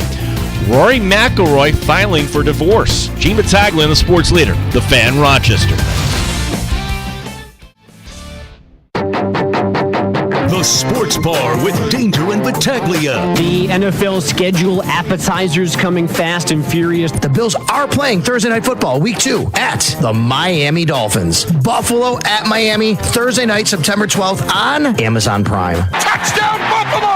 Marquez Valdez-Scantling, saving the best for last. MVS. John Perry to join the Buffalo Bills. He will be the team's officiating liaison. This is dumb. Mike Danger. I think we'll also kind of roll out our mock schedules. Yeah. Gene Battaglia. What's next for the Amherst? Here would be my wish. I want a head coach with experience. It shouldn't surprise anyone if Nathan Page gets an interview. I don't know, Chris Taylor was on Lindy's staff, so maybe that's another name that gets brought up. NBA playoffs, NHL playoffs. Talk some baseball. And we are also getting a sneak peek at the college football slate. 95.7 FM and AM 950 The Fan. Rochester. I will say my mock schedule that I drafted did have the Bills playing Miami week 2. I had that as a Sunday night game, though not a Thursday night game. We welcome you back into the Sports Bar with Danger and Battaglia. It is happy hour, and we appreciate you making us part of your routine. However you're listening, if it's at 95.7 FM or AM 950, maybe you're streaming us in the free-to-download Odyssey app or listening on your smart device when you ask it to play 95.7 The Fan. We know that there's a few of you that might be watching the stream as well. We've got our YouTube channel up at The Fan Rochester. You can watch the live stream there. Also on Twitch.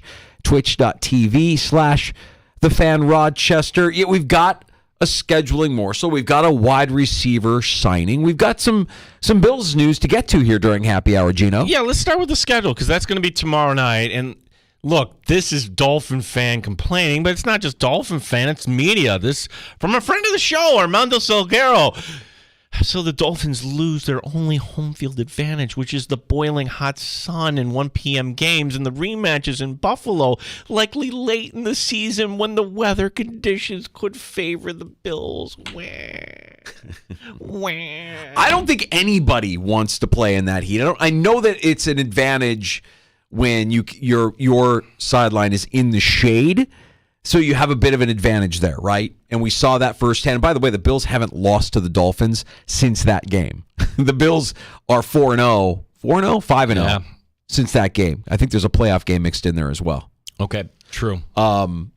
So, yes, that advantage gets taken away when it becomes a night game. But nobody, fans included, I don't think want to be there when it's that unbearable. Okay, so the Dolphins also made the postseason last year, did they not? And they have 2 wide receivers and a quarterback. They are a team that certainly is worthy of primetime treatment. So, hey, you're in this world too, Dolphins. You get to host a primetime game and be thankful that you're home on the short week. Now, I like to look at this saying, wait a second, time out. The Bills, they're not going to put the Bills back-to-back road 1 and 2. That never happens. Usually if you're going on the road for Thursday Night Football in a short week, not only are you home the week before, you're home for 1 o'clock. Can you just sense Bills fans getting excited, thinking that, wow, we're going to get a 1 o'clock home opener, just what we want? New England. Yes. That's the one, right? Give me Tennessee. Give me Arizona. Give me some team that you can just whomp on. We know it's not going to be the Jets because we also learned from a scheduling morsel released by ESPN that Monday Night Football Week 1 will be the Jets traveling west to open their season against the 49ers. Good luck with that. Yes, because that always goes so well for Aaron Rodgers out in San Francisco. Oh, and Leonard Floyd is in San Francisco now, too. You could do something remarkable, Leonard. 2 years in a row. You could do something remarkable. Oh, yeah, that's the kitschiness of the NFL, though, because Robert Saleh, I don't know if you know this, he came from the 49ers, so we have to send the Jets. Is there any kitschy home opener for the Buffalo Bills? Well, you can cross off Bills at Texans Week 1. That's not going to happen. No. Right. We thought that might have been a Monday night matchup. Nope. So, yeah, I imagine that first week of the Bills' schedule will be at home and in the 1 o'clock window. Now, for Bills fans that want more of those 1 o'clock games, you won't get as many as you got during the drought era. And Joe Buck basically confirming that there will be at least 2 Monday Night Football games where the Bills will be featured. We know that we also have the Cowboys twice, and we've got the Chiefs twice, and we've got the Bills twice. We've got another date with the 49ers. So it's exciting. I can't wait. We all can't wait for the entire schedule to come out tomorrow, as you said, but it's shaping up to be another great year on Monday Night Football for sure. That was, Joe Buck knows what the schedule is. And if their Bills are going to be on Monday night, they give them one home game and one road game, perhaps? Yeah, sure. And maybe you get one of those road games. Maybe the road game is that Houston game, right? Like, that's a compelling matchup now that Diggs is down in Texas. So, we get that little scheduling morsel. We learned that week 2, the Chiefs will host, or the Chiefs and the Bengals will square off. Yeah, so the Chiefs open at home. We already knew this against the Ravens, and then the Chiefs stay home against the Bengals. Hey, that's a pretty tough first 2 games for Kansas City there. I mean, boy, if they start out 2-0, look out. Everybody will be saying, oh, they're going back to the Super Bowl. Conversely, for Buffalo, hey, if you somehow get by the Miami Dolphins, which, as you pointed out, Danger, they have a pretty good track record, you're going to have extra time to prepare for week 3. This might not be a bad start to the season for the Bills. Yeah, we'll have that full schedule tomorrow night, and between now and then, I'm sure we'll hear a nugget or 2 more tomorrow morning during the morning shows. I imagine that, you'll have a couple of different... We haven't had Sunday night football. Why is that? But then you're doing the process of elimination, like, okay, all the teams nationally, Chiefs, Ravens, Packers, Eagles. Now we know the Monday night game is Jets and Niners. Nothing on Sunday. No Sunday night game. They're going to stick the Giants in there, aren't they? Well, I'm just pulling up the Giants' opponents here for 2024 because I'm curious. If the Cowboys are playing in Cleveland. Right, and that's the 425 game. Right, we know that. So if you wanted to do a home game for the Giants on Sunday Night Football, the Giants who, I don't know if you've heard this, are celebrating their 100th anniversary this year. Look, Giants, Commanders, not great. Giants, Bucks, not great. It won't be the Eagles. It won't be the Cowboys. Giants, Vikings? Nope. With J.J. McCarthy, Sunday Night Football? Probably not. We know it won't be the Ravens because they're in Kansas City. The Bengals? Giants, Bengals? See, I think Bengals, Steelers would make sense. You have to get a quarterback. Like that's the starting point. Like the Jets would not be on Monday Night Football. Can we agree with that? All right. If it weren't for Aaron Rodgers. So with that in mind, hear me out, because I've seen this floated out there as well. What if Week 1 Sunday Night Football featured the Chicago Bears and the Houston Texans? No, it's just a little out there for me, bud. Like the Bears being the worst team. Well, actually, it was Carolina, but you know what I'm saying. Like they're not ready. Here's the kid for that position on Sunday Night Football. Is there anything else other than Houston that the Bears? We know it can't be the Packers. Oh. Maybe we're missing the obvious here. What about the Lions on Sunday Night Football? Lions-Bears. Yeah. That would... Possible. Yeah. The Bears they are playing in Houston. The reason why I bring that up, you mentioned it. The NFL likes to get kitschy. The NFL loves a good storyline. The storyline of these two teams and the trajectory that the Texans are on and the way everybody anticipates Caleb Williams to perform, it's fascinating that it came down to a Week 18 game that the Texans won while still being coached by Lovie Smith, which cost them the number 1 overall pick, which the Bears traded to Carolina, which Carolina used to draft the wrong quarterback, allowing Houston to draft C.J. Stroud, and then the Bears getting Caleb Williams because Carolina was last year's worst team. I don't know. I feel like these two teams are going to be linked if they have success for a long time. It's a compelling little storyline. That and you mentioned quarterbacks. Hey, there's going to be a lot of curiosity around what Williams looks like in his NFL debut. And we already know what C.J. Stroud has been. He's been pretty spectacular. And there's some stars now. Houston, for being a team that last year didn't have a lot of primetime, they're going to be in primetime a lot with C.J. Stroud. They're going to be a primetime team. Yeah, I mean, that's the last one of the... You can't even call them leaks. They're little reveals. They're not leaks. They're like designed to get us talking. It's a slow leak of the schedule. I mean, have we had any leak? I think so. The Bengals and Chargers week 4 because, well, the Chargers were kind of sloppy with their ticketing system and the Bengal fans picked up on that. So nobody's reporting that officially, but that's the one where I'm like, okay, that's a leak. Good job by the Bengal fans. You saw the screenshots of the ticket master screenshots that was a little sloppy. Well, we anticipate tomorrow night with enthusiasm. And I made the proclamation earlier today that I will do the dirty work of watching all 32 teams' schedule reveal videos, and I'll have a power rankings for you on Thursday afternoon. By this time tomorrow, we have the Bills schedule in our hands? No. Happened 2 years ago? No. Non-disclosure agreements and punishable up to and including death.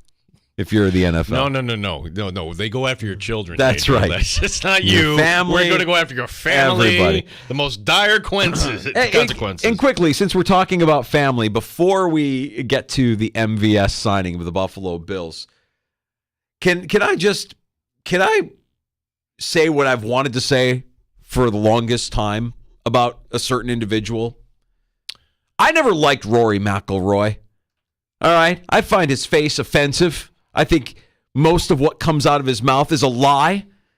I think he's a questionable character. I don't want anything to do with that guy.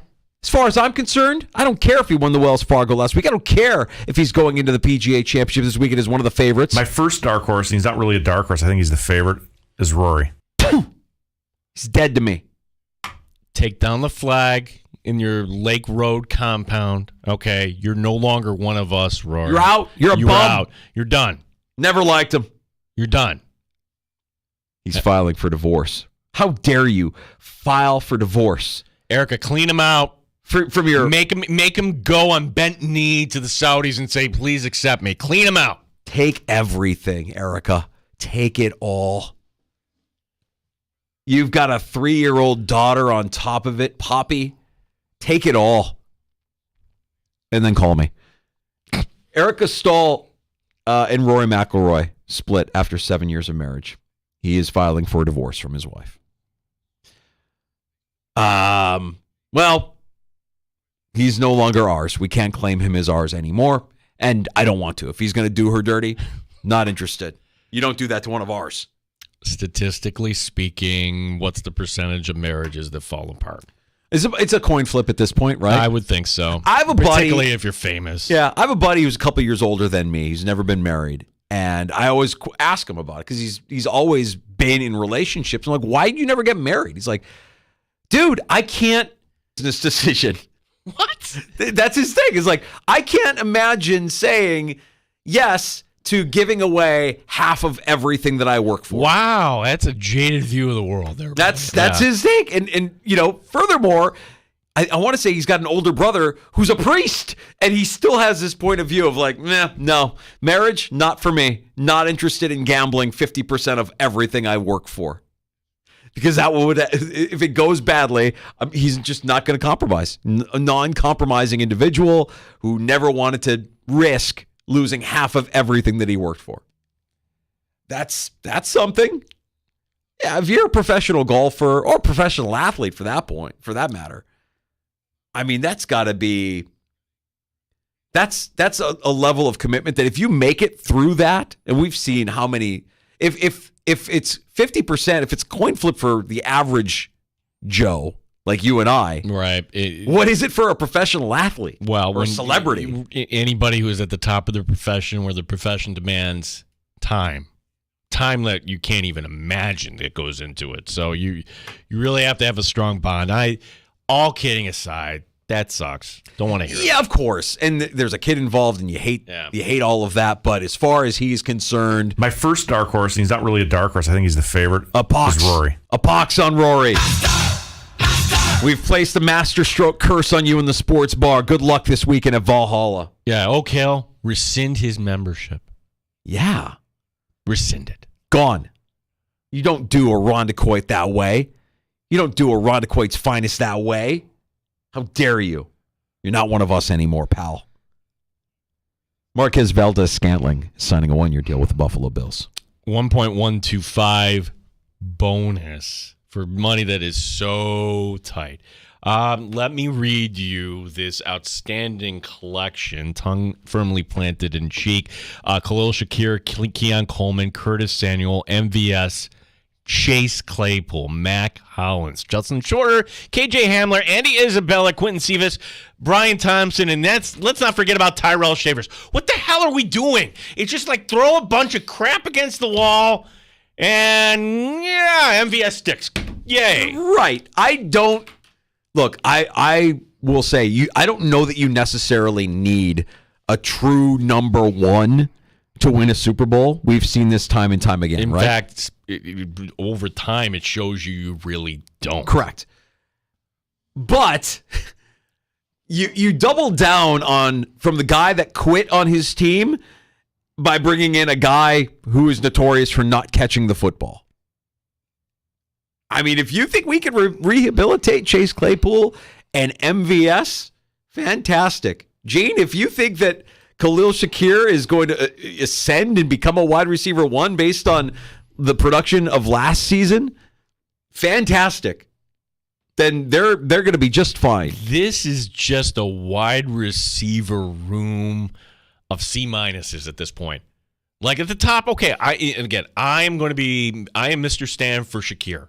I think he can get the really good production. I think everybody's pulling for him. We would like the player. He's a good guy. He caught everything that was thrown his way last year. 1,000 yards, I think 1,200. That is borderline top 10. Okay, you'll be fine with that. Keon Coleman, don't put any pressure on the kid. Curtis Samuel, all right, let's see what happens. Those three guys are on the team, right? Can we agree on that? Here was the curveball that Matt Perino threw at us today, because I just asked him the question. We know this from the Bills. Hey, if all things are equal, who plays special teams? And special teams this year, with the return ability, you need somebody. Who is it? Is it Isabella? Is it KJ Hamler? Who might be the guy that earns a wide receiver spot? Justin Shorter. Of course. Forgot about Justin Shorter. He redshirted last year. He didn't play. Right. So this was the plan all along, and that is danger, cheap labor. That would be wide receiver 5. So again, I don't think they keep 6. Pick one from this group. MVS, Claypool, Hollins, Isabella, Hamler, Cephas, Shavers, Thompson. MVS. Right. That's it. Yeah, well, this is playing out exactly how Sean McDermott wants it. There's no clear-cut number one. This is a competition. Oh, we're all going to work hard. Yeah, it's just a process, and we're all going to be working. Everybody's going to work hard. Everybody's going to compete. We want to see who's out there, who's going to compete, who's going to win this competition, who's going to earn the chance to be a Buffalo Bill, to be on that field.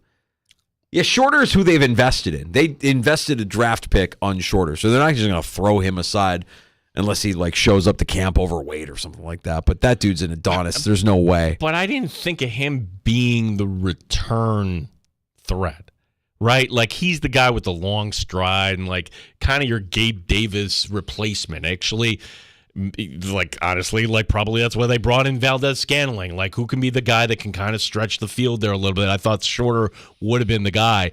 Hamler to me is a big unknown because sure he was in Denver a little bit, got hurt. But these are guys that they didn't invest in. You didn't give up anything for Hamler, for Isabella. You invested in Shorter. You invested a draft pick. So that gives Shorter, I think, an inside track. And Claypool has to prove himself, and Hollins has to prove himself. And to a point, MVS. But I think given what we heard about the 1 year and what's attached to it, it's a minimal contract for MVS, and it probably gets him on the field. Cephas. Again, small investment, if anything. I mean, you're giving a guy a chance who hasn't played in over a year. That's it. I mean, like, if you move on from him, no loss, no big deal. Cephas is interesting to me, though. I want to see what he looks like. I want to see what that, and we'll be doing it. I mean, we'll be at camp every day, tallying who had more drops and who needed to come down with that one. Well, remember the training camp rules, Danger. We can't tell you who was on the first team offense or who was on the second team offense. Not allowed to do that. Is that still a rule, or was that a COVID thing? Can I plead ignorance on that? Can I just say, you know what? I thought that was a COVID thing. I didn't realize we couldn't do that. We can't tell you. Or do we wait for somebody else to do it? We wait for because somebody else will do it. Yeah. Somebody else will say, or a fan site will say, oh, this is who's running with the ones, and this is who was out there with the first team and the second team. And, if that's out there and it's being shared and reported, what are we doing? Well, that's going to be the tell, right? Who is 17 throwing balls to? If Tyrell Shavers is catching balls from, who is Shane Buechele? He's the third string quarterback on the Buffalo Bills right now, or Trubisky, or whoever it might be. Like, right. Okay, yeah. Who was the name that Perino threw out that was over the weekend? Did he throw it out over the weekend? There was a. I'm trying to remember the quarterback. He mentioned the quarterback that was throwing around. That would be your fourth string guy. That would be if he's there. It was a name that was familiar to me, and now I'm blanking on it. Anyways, Perino was fantastic. He always is, and gave us his impression of rookie minicamp from last weekend.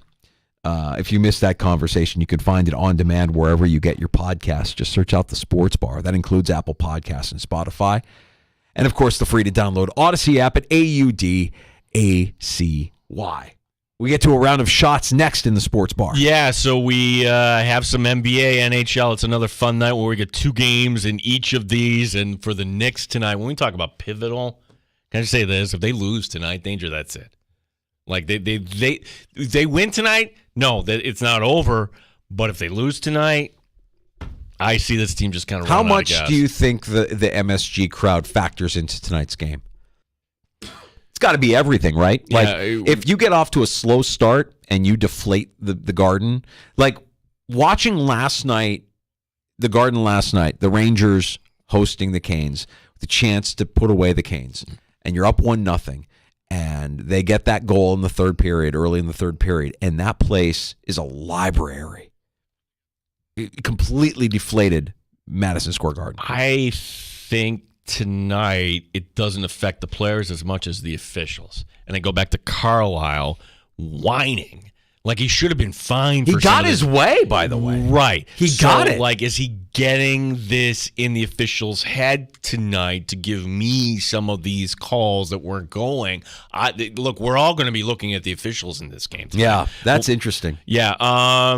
We have a report now who won one of these packages for the NBA. Now, the NBA, so in 2 years, we'll get to that, too. Oh, goody. And baseball has a new package, too. You've got to be freaking kidding me there. Oh, and some new 30 for 30s, Danger, I want to try on you. Okay, we'll get to a round of shots. Don't forget, last call is coming up before 6 o'clock as well. You can have the final say. Pull up a stool at 866-4326. Last call at 585-866-4FAN.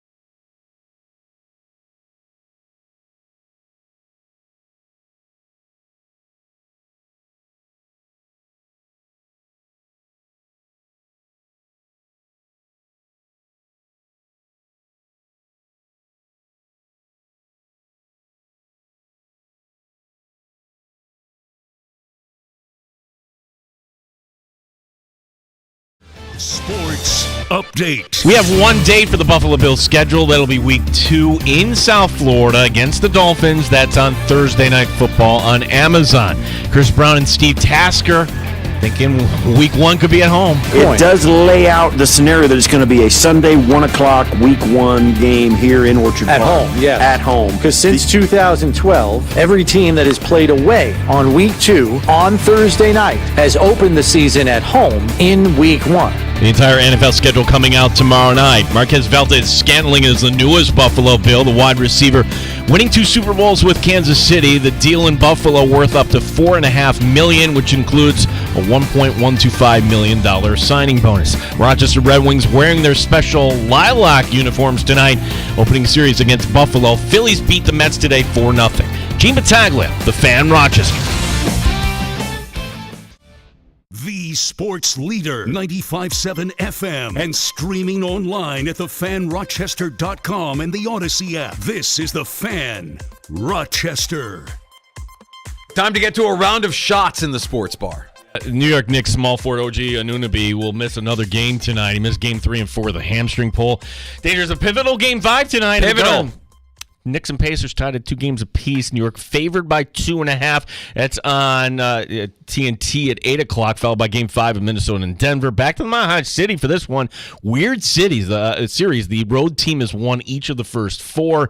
Denver giving up 4.5 tonight. So I think losing Anunoby is big, but I don't think it's as big as whatever it is that's ailing Brunson. I think the foot is bothering him, and he just doesn't look the same. And to Indiana's credit, they've done a good job of clogging up those lanes, making it hard for him on a bad hoof to get to the rim.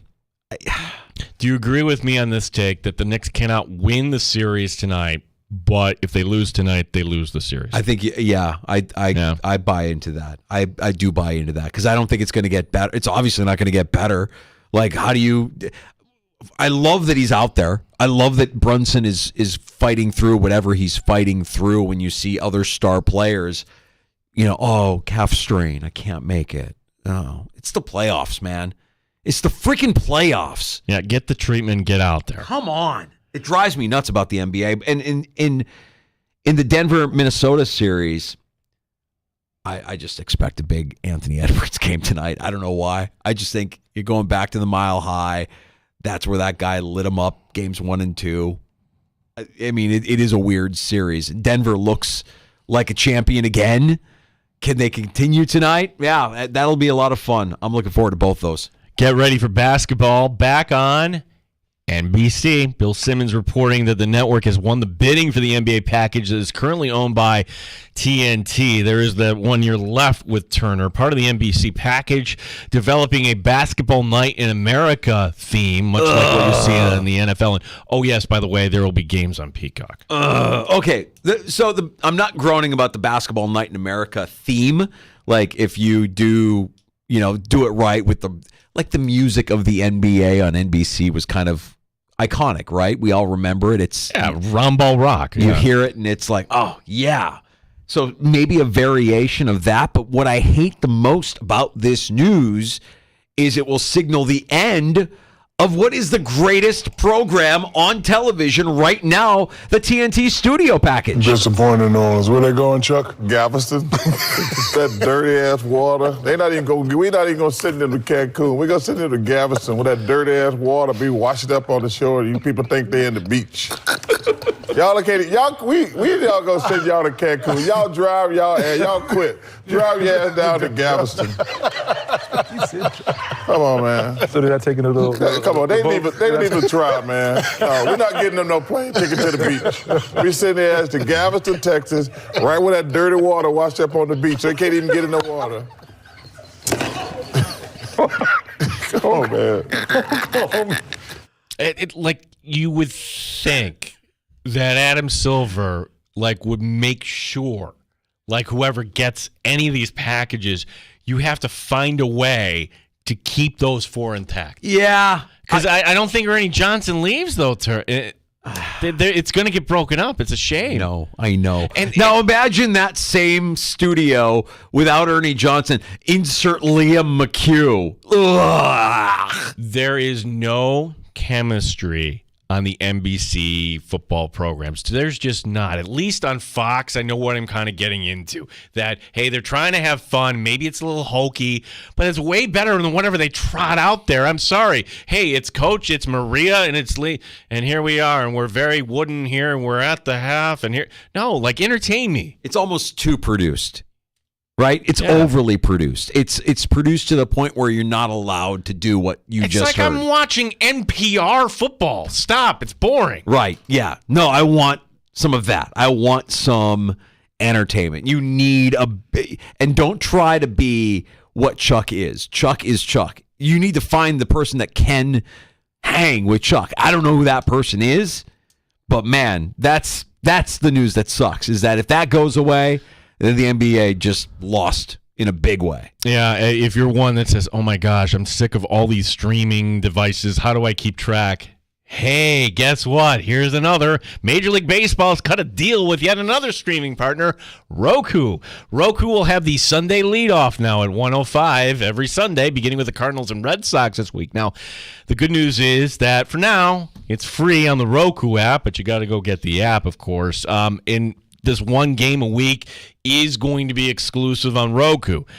Mind you, there's a Yankee game against Baltimore later this season. The Bomber fans are going to have to go download this app. I have Roku, and I don't know that I'll seek out any games on Roku. Like, I don't use the Roku channel or the Roku app. I just have the streaming stick, right? And, you know, that I thought you were going to go in a different direction, because I also saw news today that I think Comcast is like purchasing all of the streaming services and bundling Peacock and Apple and Netflix all under one umbrella at a reduced rate for all of them. I'm like, okay, so that sounds very similar to what Disney has done with ESPN and Hulu. And why don't we just call it what it is? This is cable. What are we doing? Like, everything that was niche about each individual, we're just bundling it all together. And when it's all said and done, if you're buying all of it, you're not saving the money you thought you were going to save when you cut the cord. What are we doing? What are we doing, Danger? We're giving more money away. We're done. That's right. We talked about Rory and his pending divorce. That's not only the only golf news. Tiger Woods is going to give it a try this week. It's the second major of the year at Valhalla, the PGA Championship, and oh, yeah, your time hop will show you how much fun you had this time last year. Today, the day Woods made himself available to the media and was asked about, well, where things are going with the merger negotiations between Saudi Arabia's Public Investment Fund and the PGA Tour. Didn't sound like anything was imminent. Tiger, quote, "We're making steps. It may not be giant steps, but we're making steps." I don't think the world is ready for goateed Tiger Woods this weekend at the PGA Championship. It's showing up with the facial hair. If he indeed, I mean, today, I want to say he had the facial hair. Is Tiger going to play a major with facial hair? On Tiger-like. Yeah, that's a little different. On Tiger-like. Yeah. And you're right, man. Like, for anybody that, you know, sees it show up in their memories, well, 1 year ago, you were at Oak Hill. Like, ugh. We get the notifications from the media department at the PGA Championship. We learned that Brooks Koepka's media availability was moved. And I will say this, though. I got the notification that today there was a severe weather alert in Louisville. Stop. So, hey, remember that was a knock? Like, you can't have it in Rochester because of the weather. There was frost. Well, you know what? There's weather everywhere, basically. Weather can still be dicey in May. Yeah, the Edmonton Oilers are making a change here, Danger. They're going to start Calvin Pickard. Never heard of him. He's in net tonight, though, for Game 4 of their series against Vancouver. But he made 20 starts for the Oilers this season. He's replacing Stuart Skinner, who was bad. He gave up 4 goals on 15 shots in the Game 3 loss. Vancouver's up 2-1. That's the 9:30 game on ESPN. But before that, at 7, Boston needs a win to stay alive. Florida up 3-1. I think Florida closes them out tonight. I don't think so. No, you think Boston may keep... Oh, yeah. Boston forces a Game 6?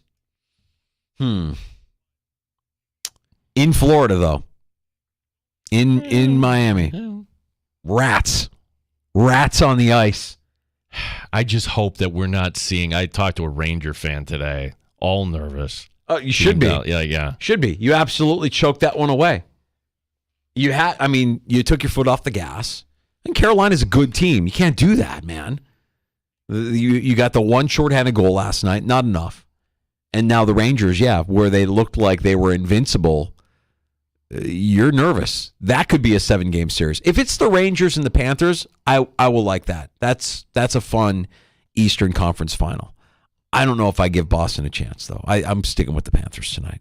Finally, tell me if any of these new 30 for 30 little mini films on ESPN have your interest here, Danger. Okay. These are rolled out, part of the upfront. Here's what's upcoming later in the fall. I'm Just Here for the Riot. I'm Just Here for the Riot recounts what happened after Boston defeated Vancouver in the 2011 Cup Finals. Nope. False positive about a track star named Butch Reynolds in 1990 who had a false positive. Nope. The story of Fazee Clan, focusing on esports. No. American Son is the story of a former tennis star, Michael Chang. No. Finally, Dude Perfect, a very long shot, was already debuted at the Dallas International Film Fest. That's the story of the guys behind Dude Perfect? Yeah. That's funny. I probably won't watch it, but out of everything you mentioned, that one is actually kind of interesting to me. That one is the most interesting. I just want to know, how do you get at least 1 hour of, because the Vancouver riots, that was actually kind of scary, but like, hey, here's footage of riots. Like, is there actually a story behind that? Yeah, I'm trying to think of the last 30 for 30. I mean, look, you're going to tell me you got to see this 30 for 30, and I'm going to give you my standard response. I'll add it to the list. There's very few. I mean, I've watched a handful of them, and the ones that I've watched I loved. I can't watch all of them. There's too many, and we're deep on a lot of things that like, hey, that's great that you want to do a 30 for 30 on esports. I'm going to pass on that. I can't. I don't have the time. There's one on rotisserie baseball, Danger, that like how it all started. I know it started at Blondie's in Manhattan, where Gene Battaglia and his Fordham buddies once went to. Hey, everybody! We welcome you into Blondie's. It's rotisserie weekend, and the Fordham boys are in the house. They got the VIP room. Remember, boys, no sex in the champagne room. Give it up for Crystal, Stage 4. Crystal, Stage 4. Good luck this season, gentlemen. See, every time you do that, you're putting a little seed of doubt in the executive producer. That is not true. Oh, she knows. Come on. She knows I'm playing around. You and your Fordham buddies aren't doing a rotisserie league draft at a strip club? Yeah, no, that's not happening. We got to get the last call next in the sports bar. We have time for your calls at 866-432-6585, 866-4FAN. You're listening to the Sports Bar.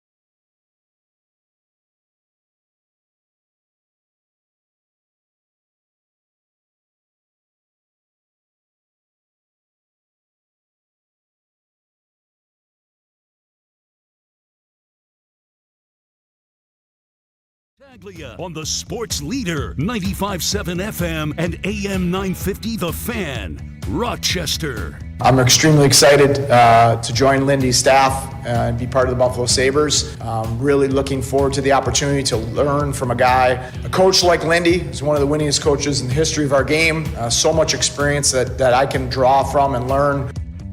Former Rochester Americans head coach Seth Apperty joined us earlier today here in the Sports Bar. If you missed that conversation, or Matt Perino from the Syracuse Post-Standard as we talk some Buffalo Bills, you can find them wherever you pod. Just search out the Sports Bar with Danger and Battaglia. First time we ever have a sellout for the Connecticut WNBA team tonight. Oh, the Sun? Yes, they host Indiana. I bet on the WNBA tonight. First time ever. What do you think the get-in price for Caitlin Clark? You want to go see Caitlin Clark's debut tonight? What is it? Do you have that number? Do you know what it is? Mm-hmm. Oh, it's hard because I don't even know what a baseline for a $41. Okay, not bad. No, not bad. Like, that's honestly like you live in Connecticut. Hey, kids, you want to go see Caitlin Clark? Yeah. Like, that seems really, really low. Did you bet on the Fever tonight? I bet Caitlin Clark over 6.5 assists. Smart, because she's going to want to get her teammates involved and take a little shine off of herself. She's smart about it. Yeah. Never bet the WNBA before, but I want to have some juice. I want to be able to, kind of follow along with what's going on here. So that'll be fun. That's on ESPN2 tonight. We got to mention on Elon's Twitter, that's X at the Fan Rochester. I mean, this guy has regular written all over him. This might be the best Twitter handle, the most Rochester of all Twitter handles I've ever read in the Sports Bar. When your handle is Ricky Ravioli, you're getting my attention. I don't think that's his real name, right? There isn't somebody going around Ricky Ravioli. If Mike Danger ever retires from this chair, I want Ricky Ravioli in this studio because the Sports Bar with Ravioli and Battaglia has an unbelievable ring to it. Ricky Ravioli tweeted us earlier, I knew something was off with Rory when he said he didn't like his garbage plate. Yeah. Not one of us. The signs were there all along. We chose to ignore him and claim him as one of us. Not one of us. You don't do a Ron DeQuait's finest dirty. You don't file for divorce with the kid, Rory. A pox on you. We masterstroke you in your performance of Valhalla this weekend. My first dark horse, and he's not really a dark horse, I think he's the favorite, is Rory. Don't care that you won last week. You don't do that. Divorce sucks. I feel horrible for the girl, for the daughter, Poppy.